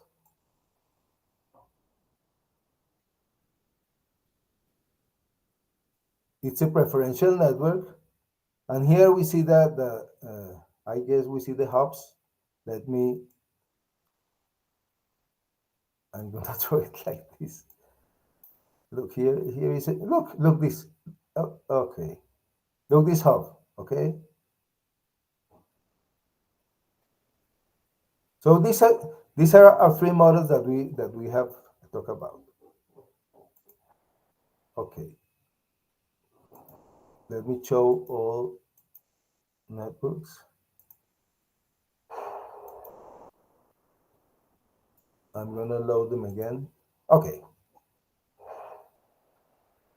We are going to attack simultaneously these three networks. And we are going to see what happened, okay? Here I'm in this at the left, in this slider, I have the percentage of attack. This is 15%. So we are going to eliminate from each of these networks 50% of the nodes. But there are two types of attack. Okay, three types. I'm going to concentrate in two types. In a random attack and in attack of the hubs. These of amigos, I'm not going to deal with this today, okay? So I'm going to begin with a random attack, okay? Okay. What we are going to draw here in each of these graphs is the size of the giant component, how the size of the giant component varies when we attack the network. And here we're going to have a graph of this graph at the right is the sum of these three graphs simultaneously here. Okay? So let's do the attack.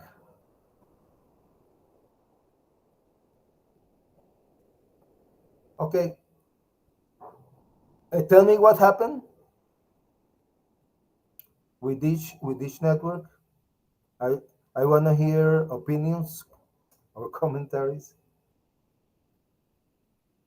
I could continue attacking, but let's.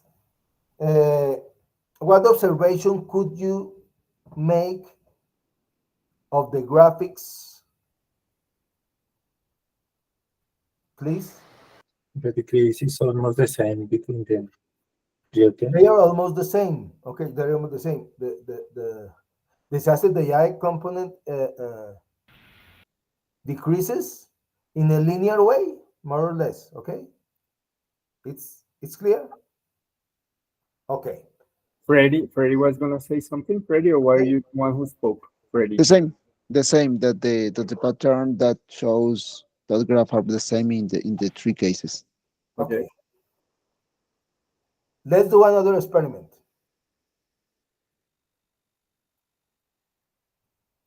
We are going to change the random attack to a hub attack.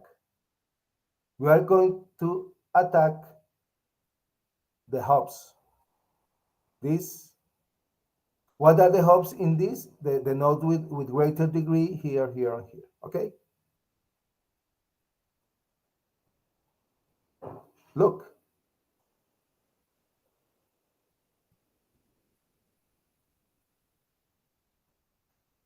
What happened?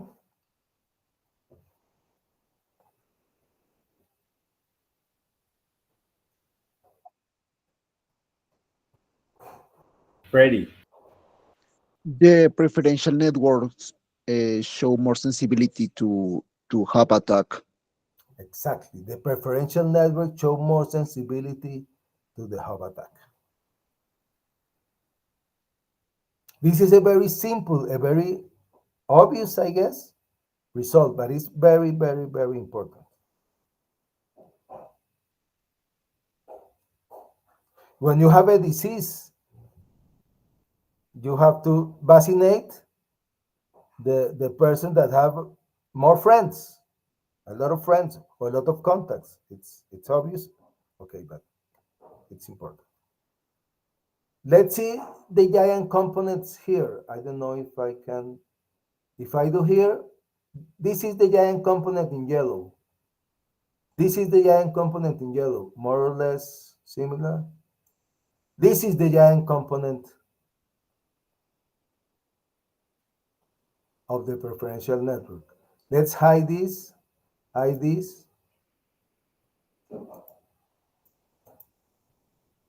and let's expand this a little bit. Okay, look the network. Okay, this is a small component, but it was nearly destroyed. Okay,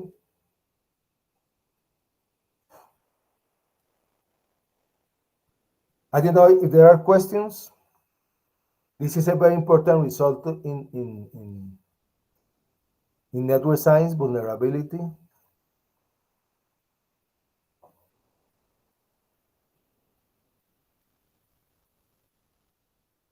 Okay, let me show you another model.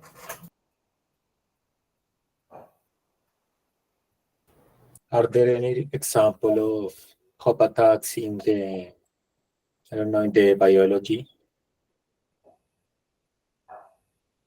that we know about? Excuse me, in examples in biology? Yeah. Yeah, is there an example in biology, in the natural No. world that we know? Oh, I don't know. Really, I don't know. We don't have the biologists. I'm trying to think. Any?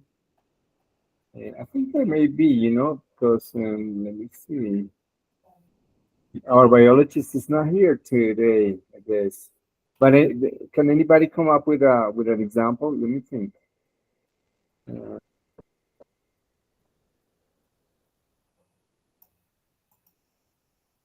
Yeah, I guess when you affect a very sensitive organ, I don't know, various type of organ maybe in the body, but I'm not so sure exactly. And Professor, when you were thinking, In the internet, I guess 10 years ago there was an attack to the internet, a premeditated attack, and they tried to attack the hubs. yeah, but one was thinking about asking about it in biology, Biology, I don't know. Really, I don't know. the network. Oh, I don't remember. Seligans, the brain of this worm, the Seligans. It's I know, but the brain of the Seligans is not. It has not hubs. Not very big hubs. Oh no, now I don't remember. Let's look this other model. It's very similar. We have here networks here. What we are measuring here is the number of components. In how many parts are these networks broken? Random. This is an attack of 30%. Let's see what happened.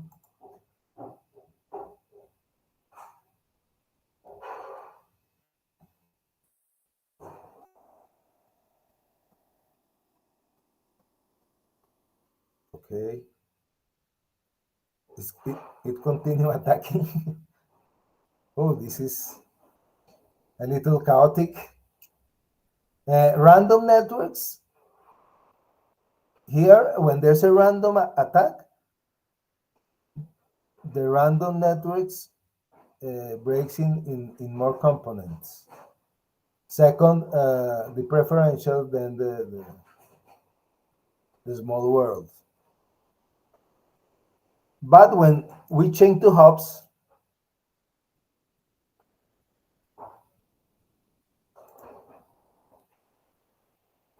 look, preferential.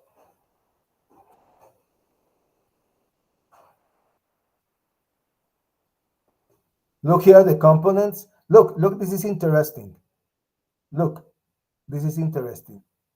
8, 10 components of the small world, more than hundreds, and more than 200. Okay, stop. 279 parts of the preferential, 141 and 40 of the small world. This is an important result discovered by 20 or 30 years ago by a scientist called Paul Baran that studied what types of networks, what type of shapes could have the internet, and he concludes that if internet is going to be attacked by hubs or a premeditated attack, the best that we can have for preventing that attack or for making that attack not so hard is to use a small world network. And here we have the result that let's hide this and this, and let's show a little bit. Look, okay, 30% and but if you see the totally destroyed, and if you see the random,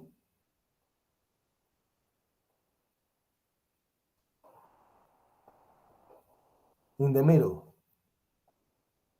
mostly destroyed the preferential, but this result is important. The small world network is very resilient to premeditated attacks. Attacks when the attacks is made to the most important of the more of the hubs, the nodes that have greater degree. Okay.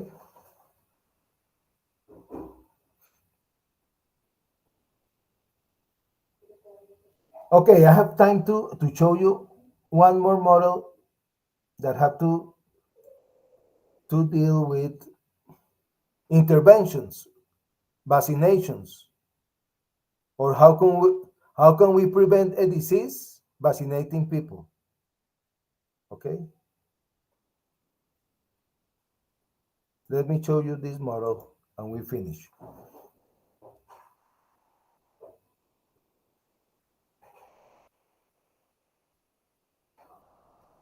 Okay. In this model, we are going to have both things, vulnerability and diffusion.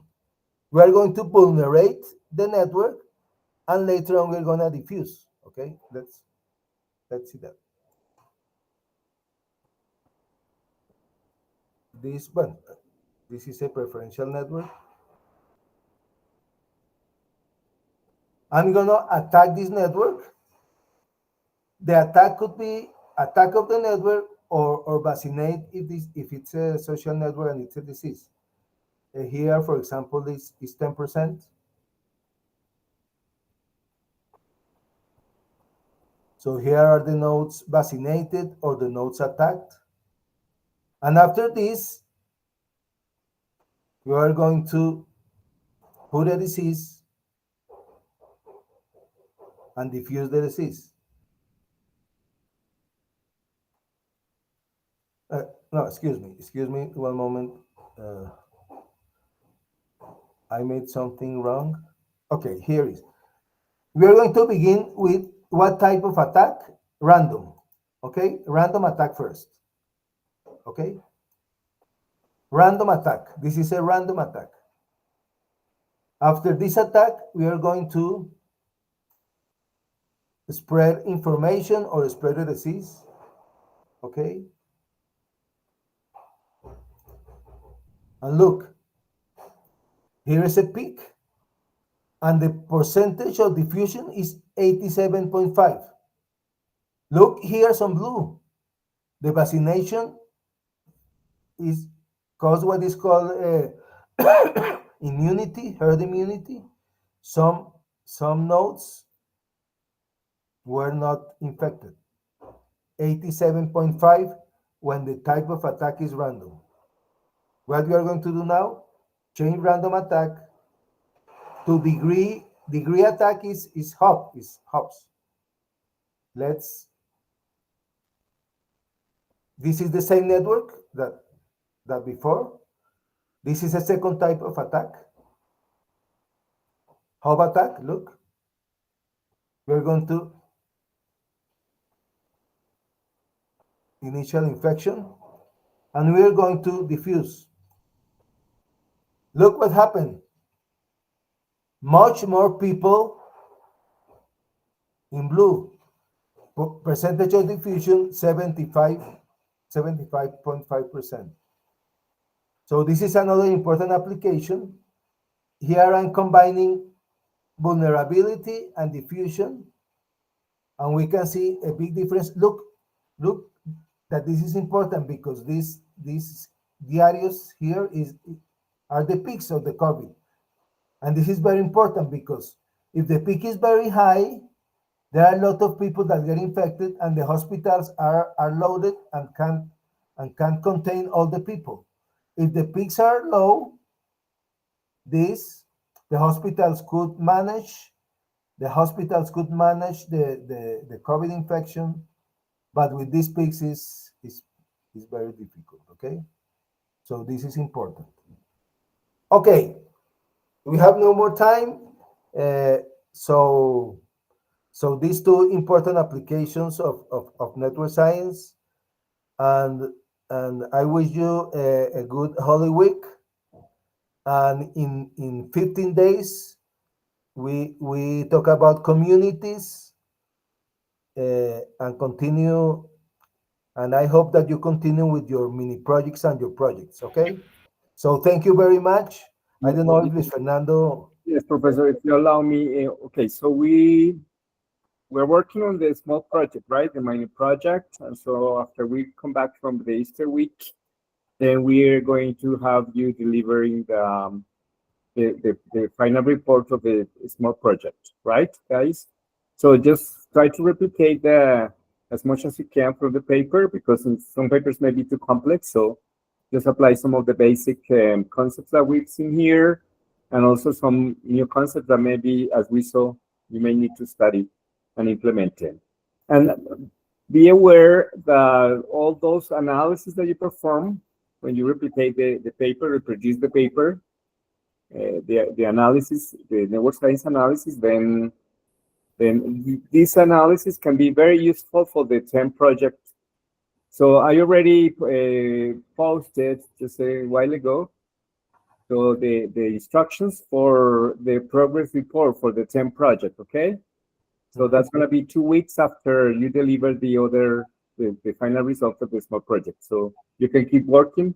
And please, maybe as you work on the small project, so keep in mind, try to identify what concepts and what methods you need to apply for your whole project, a big project, okay?